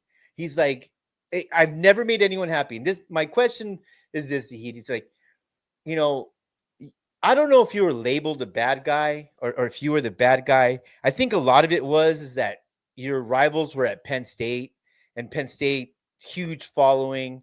And you have been mistreated unfairly in my wife's eyes and my eyes. I don't know if it's because you're so talented and people expect so much. And you would agree with that. You think you're the baddest dude on the planet. I don't know if it's that. I don't know if it was the Penn State thing. All your rivals, came from Penn State. They have the biggest following. But I wanted to bring you on, and I feel like the tide is turning, and you could tell me or not. Is America starting to embrace you as the representative? Because you're Mexican American, Zahid. I still don't know anyone else on this planet named Zahid. Not even in the Middle East. You know, I love it. But what's your take on that? You know, because I hope so. I hope so. Just I think if I wore the blue and white singlet, Penn State, I think I'd have a lot more fans having my back. Cause even like going to ASU, I thought I do think I have a lot of fans and people rooted for me, but that's because of the way I wrestled. Mm-hmm. They wanted to root for me, and they wanted to watch my matches because of the way I wrestled. I did that on purpose because I'm coming out of Arizona State. But even after the U.S. Open, like it was kind of weird. Like I won, I took a big guy, and there wasn't a lot of cheers. Like I heard the initial cheers, but oh my God, Kyle Dake lost and everything. Yeah. And even and I'm cool with CP and everything, but like his interviews, like I'm looking at the match, and if Zahid doesn't get a turn, it's a different match. And if he doesn't do this, well, no shit. If I don't get 2 takedowns, 4 points. If I took him down 5 times, it'd be 10-0. Like I turned him because this is what I put myself in situations I practice. I score, takedown to a turn. I found that this is what I do. This is if he didn't get that, well, now we're playing this game now. I just beat this guy that hasn't lost an American in 8 years, and okay, well, we'll see at Final X. Like, give me my flowers, dude, and then we'll see what happens next time. So, and not that I hate it. Sometimes I like it. I'm just like, okay, and this is why after I won, I put the crown on me, and I was like, all right, what's everyone gonna say now? And once again, CP, he's like, yeah, I thought Zahid just destroyed him, but I rewatched the match, and it's right there. And so I think for 2028 is a good chance. I'm just like, Dake has lost to 3 Americans in the past month, and after 8 years, he's lost to 3 Americans: me, myself, and I. Like, what more do you want? I just beat this dude three times in a row, and okay, we'll see next time. It's like, okay, but it just adds fuel to the fire, and it's like I'm not gonna let it happen. Hopefully after World Championships, America gives me my flowers, and they're happy to see me as their guy, as their representative. Like the David Taylors, the Dakes, the Burrows, that, it's like, okay, now I want Zahid to be the 2026 representative, 2027, and I want him to represent. Like, I want to be that guy. And I think actually moving to Okie State now, more wrestlers out there, and having that fan base is really going to push that for sure. I'll let you take this, Ryan, because I'm sure you guys. Yeah, I mean, I've been part of those conversations where I've seen, I call out my biases all the time, right? And that's like one of the things that we do on our show on the Quad Pod is, like, if we're a fan of a guy, we're gonna say, like, I'm a fan of this guy. I want to see him win because I know him personally. And with a lot of you guys, that's just how it is for me. I've known you guys since you were teenagers. Now you're grown ass men. So I will always call out my biases. And on our show, every single one of us, I believe, except for one, picked you to win the spot. So we had watched that match, but I heard the excuses as well of, well, Dake's undersized. Zahid has been in this weight class. He was up at 92. Like, all these different excuses that a lot of people made. And I have zero against. I love Kyle Dake. Like, he's always been super respectful of me. Every time I see him, we're cool. But, like, I'm going to call a spade a spade. If I think that this guy can beat him, I'm going to say it. And that's kind of how it was for us. But, like, when it comes to you specifically, I did hear those different excuses of the size difference and this, that, and whatever. But, like, the size difference is going to be basically really not in your favor at World. So people need to get on board for sure, because the guys that we've talked about, right? The Ramazanovs, the Gasonpours, the guys that, everyone has notched as being, essentially in your way or in your path. I'm guessing one of those two is going to be on the same side of the bracket as you. Yeah. You're not, Americans aren't going to get the toughest road. What is your outlook on the World Championships? And, we talked about preparation and things like that, but your mindset has to be right and everything else. But, like, what is your mindset on the World Championships, and how are you preparing for the World Championships specifically? Because there are so many guys that have been in this weight class or been at the top of the podium. How do you keep focused on what you want to do and what you have to do when it is such a loaded bracket? Yeah. I'll answer that right now, but going back to see, just because it pisses me off about the whole size thing. I wrestled at 92 kilos, and that's 202. I weighed in at World Championships at 195. Like, I was 7 pounds up. So talking about size and makes a difference, BS. Okay. Yeah. But for the World Championships, I've been doing this for so long now, and even looking at the team, I feel like I'm one of the vets now. It's the only other person older than me is Snyder on the team. And just going back to just my confidence, I think I'm the best. I think I could score from wherever. I think my conditioning is good. I just don't see any possible way that these guys could beat me.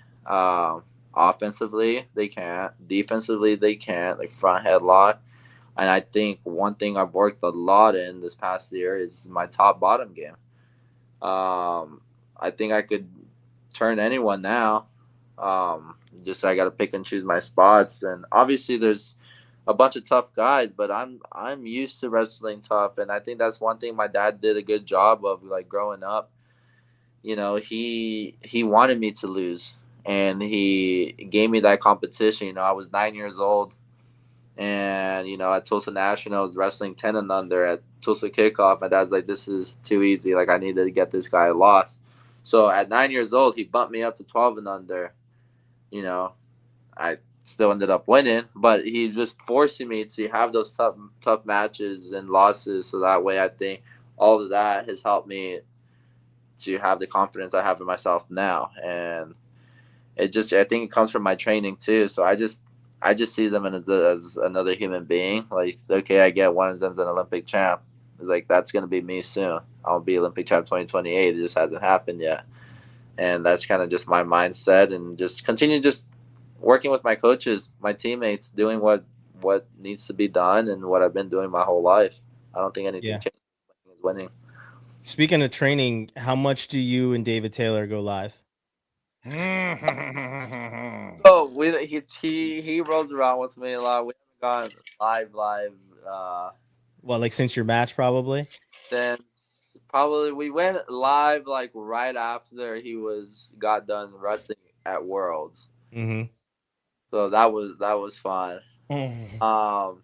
But no, he just rolls around, and I just have so many partners there that I don't necessarily need to go with him every day. But he's always paying attention, always, adding some stuff or adding some mindset to, or tactics wise, of what I should be doing, which I'm really grateful for. But yeah, we roll around here and there. We want to be a fly on the wall for that shit. I got to watch Zahid wrestle with Pendleton at ASU, and those were always really fun because Pendleton was so much bigger than Zahid. Like, you talk about size difference, that was a size difference. Like, they were the same height, but Pendleton was big, and there was some scraps that day. There was some really good scraps that day. Now I whooped that ass. Oh, I'll send it. I'll send it to Chris. Send it to him. I'll send it to Chris. Yeah, I'll send it to Chris. I want none of this no more. Yeah. He's old now. He's old. He's married. He's a dad. He's old. Yeah. So he's gonna love this. We got a little bit. Zach wants to know who's your favorite active wrestler. Zach, it's 100% himself. Active wrestler. Let me see. I'm trying to think who's on the team. I think Card Style. I like watching David every time he's up on the mat, and I feel like I have we've worked with each other a lot in the past and continue to work with each other just at the OTC and stuff. So I do really enjoy watching him wrestle, and just kind of the jumps that he makes after he loses. He's kind of just has that mindset, get back to the drawing board. He's not going to get discouraged off a loss, and he actually comes back better the next time. Yeah, crazy wrestling IQ. I don't think there's not too many people that make adjustments like David Carr, like after a loss. It's pretty crazy. Yeah, no, for sure. Sonny asked on Instagram chat, he asked, have they talked to you about hiring you as a coach at OK State? At OK State? No, they have not. That'd be cool though. And then Matthew Rocha's got some questions for you. He said, what have you learned wrestling against Dake, and have you been able to defeat him where so many others have failed? What did I learn against Dake? I don't get caught in a chest wrap. That's one. I just think you just got to elevate the leg and just because I got caught there a couple times, but elevate the legs. I just don't. It's like any other match, I'm gonna have my offense and do what I do, but just those little adjustments that I think I made them well, even from U.S. Open to Final X. I got a couple questions before I go into your sponsored Dark Sport and how awesome it is. One is, which I always asked your dad, and I want to know from you, is you've been around a lot of champions, Pendleton, Zeke Jones, David Taylor, you've been around them all. And even Aaron Pico, is it something born in you, Zahid and David Taylor? Is it something that a coach can pull out of you? Is this something that you could teach a kid to be an alpha male and have this belief that you are the baddest dude on the planet? Or is it something that you have to be born with? I always have a struggle. Kay Levis, you've been around some of the baddest dudes on the planet. Is it something taught, or is it something that's in you guys? That's tough because for me, I feel like it was both. I feel like I have it in me, and I feel like no matter kind of what family I was born into, like if I'm me, I'm me. I feel like, but also it's kind of how I was raised too. I was raised not to be soft. Like I'm gonna be a stud no matter what. I growing up, I didn't have a choice. We were gonna be tough. Mm-hmm. We're gonna be tough mofos. But at the same time, I do feel like it's part of me. Like I was ingrained to just like fuck the bullshit. Like I'm gonna go and I'm gonna make things happen and I'm gonna go out there and win. So I don't know. That's tough. I would say it has to be a little bit of both. Okay. Gotta be born with it, but you gotta like treat it right. You gotta put yourself in tough positions and face some adversity for sure. All right. Ryan, you got anything on that? I agree with it, right? Like I said, like it's you have to have the right people around you to pull it out of you, though, too. Like as much as you could be kind of born with certain traits, certain things, that mindset, it's either going to break you or it's going to like really make you step up. So like if you're around the right people and you can see yourself in the position that they're in, right? Like you'll want to be an alpha, so to speak, in any situation, whether it's business, whether it's athletics, you'll want to be the guy. That's just kind of how you are.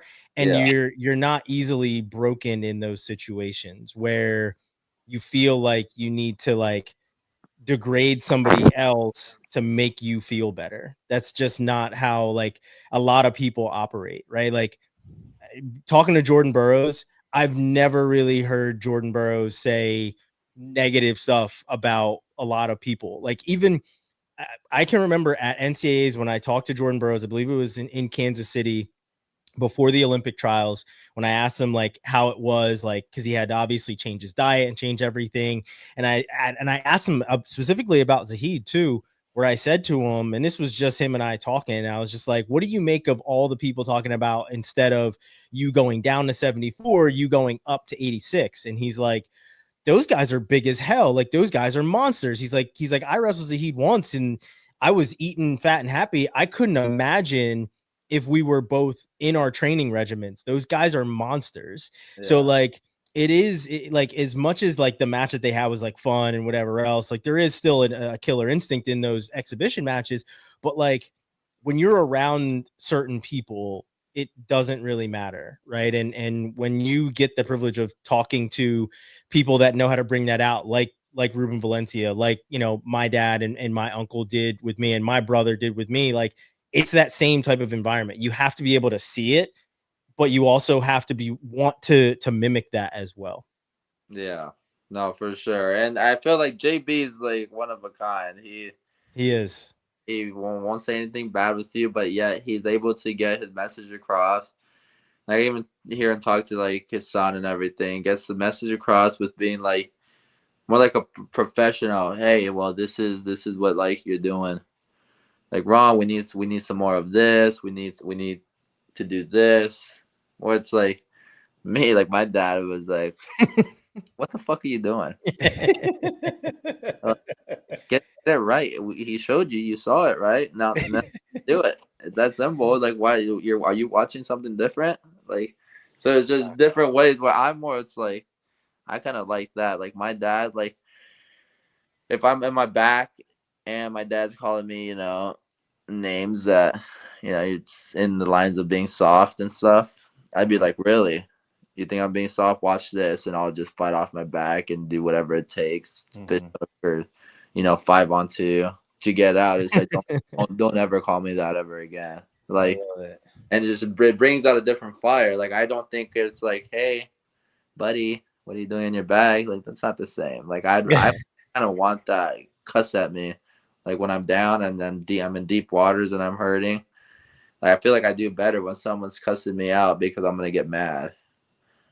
And it's like it's respectful. Like I was like, if I like my partners, if I'm out there with my partners and we get into it, and he says fuck you, and I say no fuck you. It's like fuck me, okay, fuck you. But I love that. I feel like more like practices need to be like that. Like if that's not happening, like you're just going through the motions. Like you wanted to get kind of chippy in there, and I'd live that. Oh, Ryan! If you gotta have guys that bring the fire out of you, man. If you could be in those the Bosco room is like a shoebox. It's like a shoebox. People go into the Bosco room like this is where you're training the best guys in the country. It's tiny, but the privilege of all privileges was to see Anthony and Zahid. They couldn't go live, maybe once every 3 weeks because it was like the Lion King, Scar and Mufasa just throwing each other up against the walls. It was the coolest shit you've ever seen. Listen, we're running out of time. Before we get into dark sport, I just wanted to ask another thing, and Zahid, have a ton of respect for you. Want to thank you. Do you have any advice?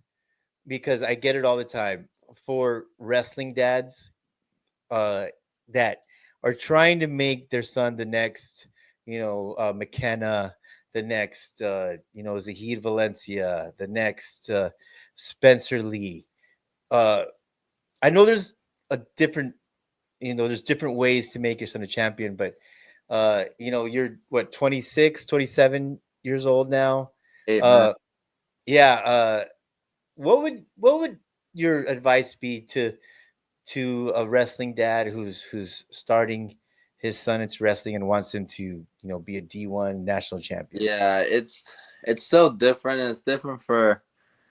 I think it's gonna be different for each kid. Even you might have to adjust, but I think that ultimately your kid has to want it. He's got to want it more than you. It's like can't be mom and dad's dreams and goals, and probably not making it as serious as it needs to be. Like when I was Tulsa Nationals, if I'm 8, 9, 10 wrestling at Tulsa Nationals, like that was meant everything. Like everything. If I lose at Tulsa Nationals, I'm not getting into college. My life's over. I'm gonna be homeless. Like like that was it. Like it meant everything. And like I kind of like that, but now looking back, it's like it didn't really matter. Like who remembers my Tulsa National titles? No one. Like who cares? So I think just keeping it fun, so that way they just prolongs their love for the sport. But obviously, it's hard to call wrestling a recreational sport because like if you play basketball and you end up losing, you had fun. You shot a couple baskets, you scored a couple points, and even if you lose 100 to 50, like you played the game. You can't play wrestling like if you're going out there and just getting pinned every single match, like that's not fun. I mean, not to me. I mean, there might be people who's like, oh man, that was such a good time, but then that kid's probably not going to be a champion. Shit. Hey, if you want to be a recreational wrestler because you just love the sport so much, you want to be around it, hey, all to you. That can't be me. As soon as I'm getting pinned, back to back to back, and I can't be the guy, that's when I'm untying my shoes and calling it a day. Eddie Money, tag that shit. That's a post right there. Yeah, they just gotta enjoy it and want to win for them. I wanted to get into, you just signed with Dark Sport. Yep. And Dark Sport is such a unique brand. The motto is never fucking give up. It's such a bold motto and such a cool just whole vibe. They have a woman kickboxer, Max Holloway, weightlifters. It's not something that surfers, skateboarders, yeah, they got skateboarders. athletes. Are you the first wrestler? The first wrestler. Yeah, it's so badass, and the gear is really cool. I wanted to ask you, why Dark Sport? Yeah, and the gear is badass. Why Dark Sport and never fucking give up? It's a bold motto. Yeah. What does it mean to you? What it attracted you to the brand? So one of my buddies who's an agent, like found me the company. So I saw their stuff. I liked what they were about. They're more than just like a clothing brand. They're a lifestyle brand, and that's the NFGU, never fucking give up. And so when I met with them and they were telling me about their company and the people that they have, and they're trying to get some of the top athletes, and they already have some of the top athletes in the world, and how they're treated as family. So it's like I added on another family and another group of people. That's like, we have a group chat, and they're all like now checking in and looking in, and it's like when I got put in the group chat, they all welcomed me. So it's like just another added support to the whole support system that I have. And it's, Ohana, they're big on that, and family, and making sure that everyone's got their best interests. Like, we all want to win, we all want to be good. And I like that it wasn't just, sports specific. NFGU, they talked about, it's like you could have someone in your life that's going through depression, and you just want to remind them, never fucking give up. You're gonna get through this. Or someone that's ill and they're at the hospital and they're fighting for their life, NFGU, never fucking give up. Or you could be broke or anything. So I think it's just having that and looking out for people, and then just sending them that message. If I could do it, then you can. And and I feel like there's been a couple of times in my life where I could have given up on my dream and switched over to Mexico, taking kind of an easy way. Or there was a time at ASU I started looking at becoming a youth coach and starting my own club and everything. But I'm not ready to give up on my dream, and I want to go out there, and they represent that. And so it resonated with me a lot, and I couldn't be happier to be part of Team Dark Sport. Man, that's so freaking cool, because that answered a lot of questions. Because I did have my notes. How close were you to just wrestling for Mexico?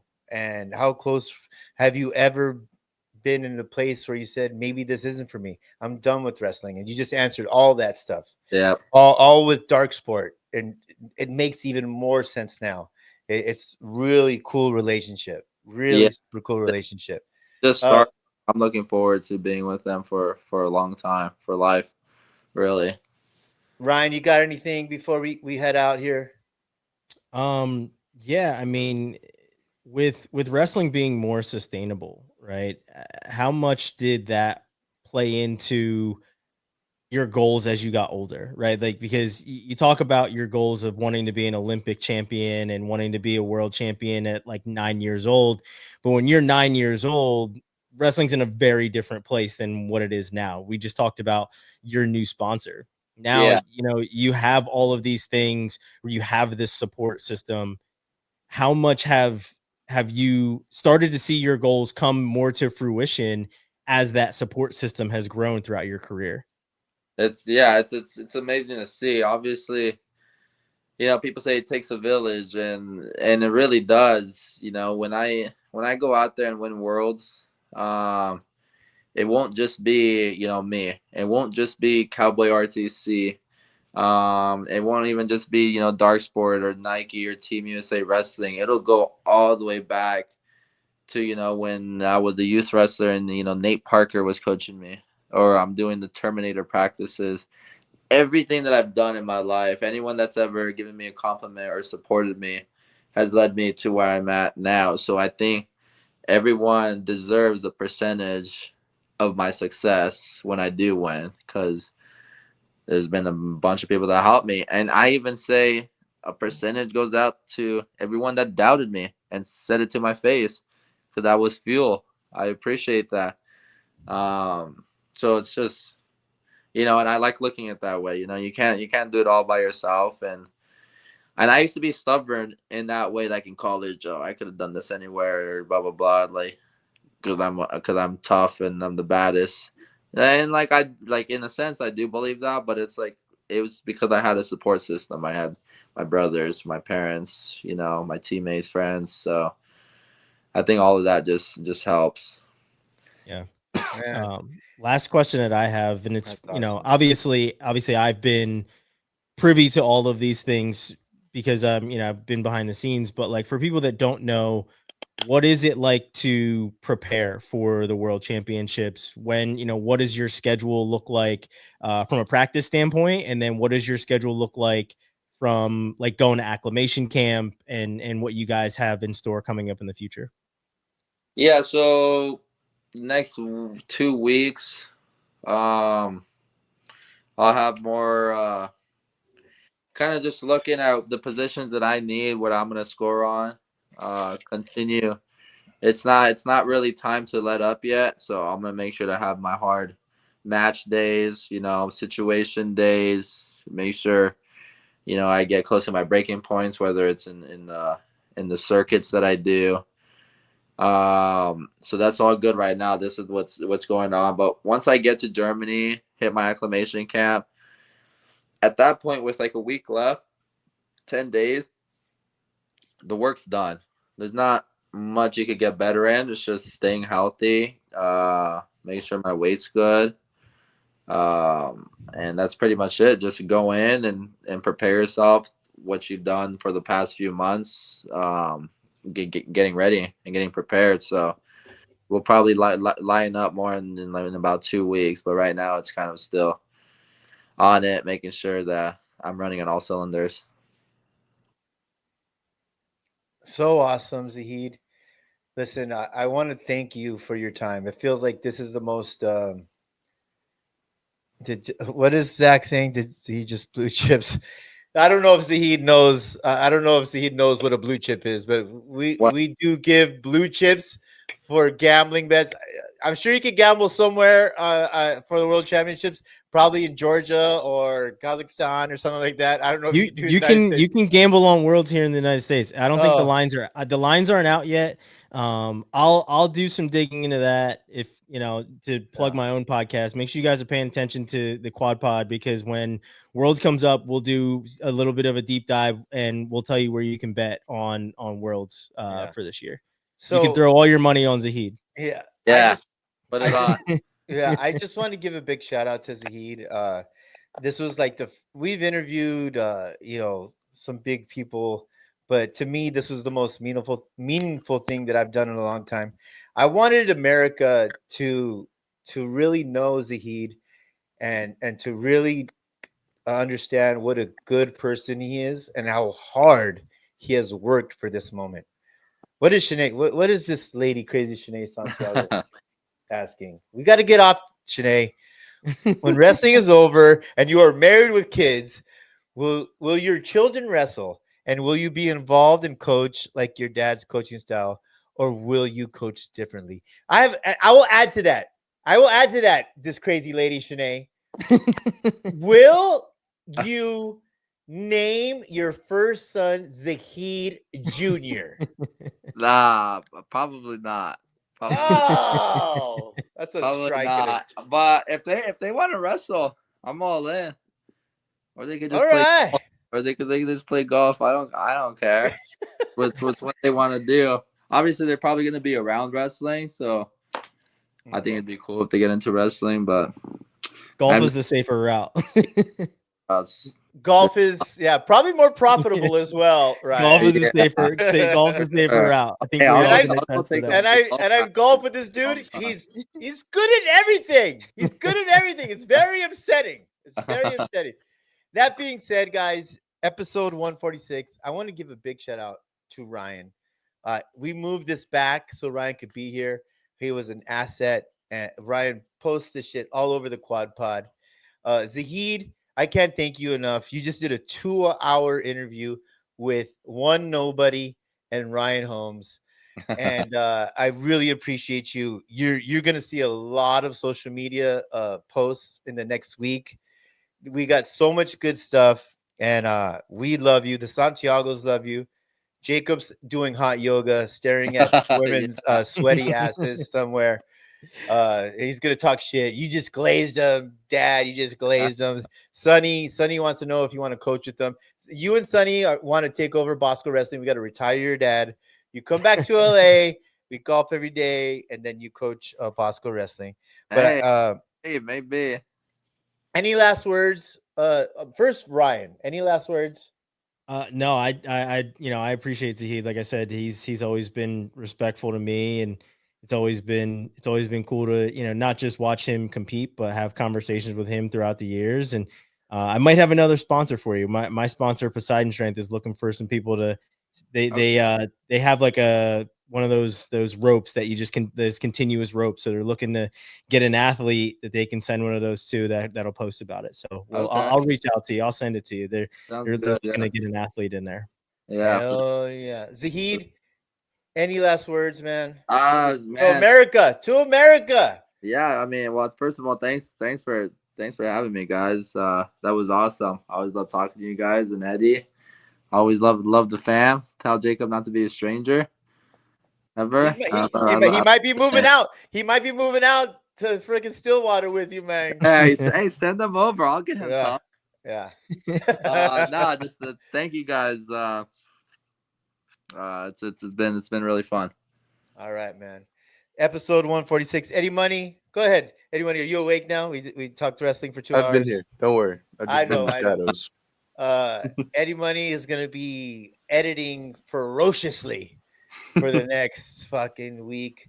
Guys, I want to thank you again. All the people that participated, Matt Rocha, not a wrestler, Zach, everyone who responded. We love you.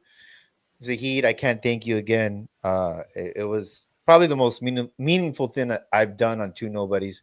I had an incredible time. And everyone, we'll see you next week. Football season around the corner. That's why we had to get it done. Here. Football season around and go. Hey, and ASU could win the Big 12 again, man. Eagles. Hey, go Birds. Hey, Eagles are winning the Super Bowl. Saquon's rushing leader.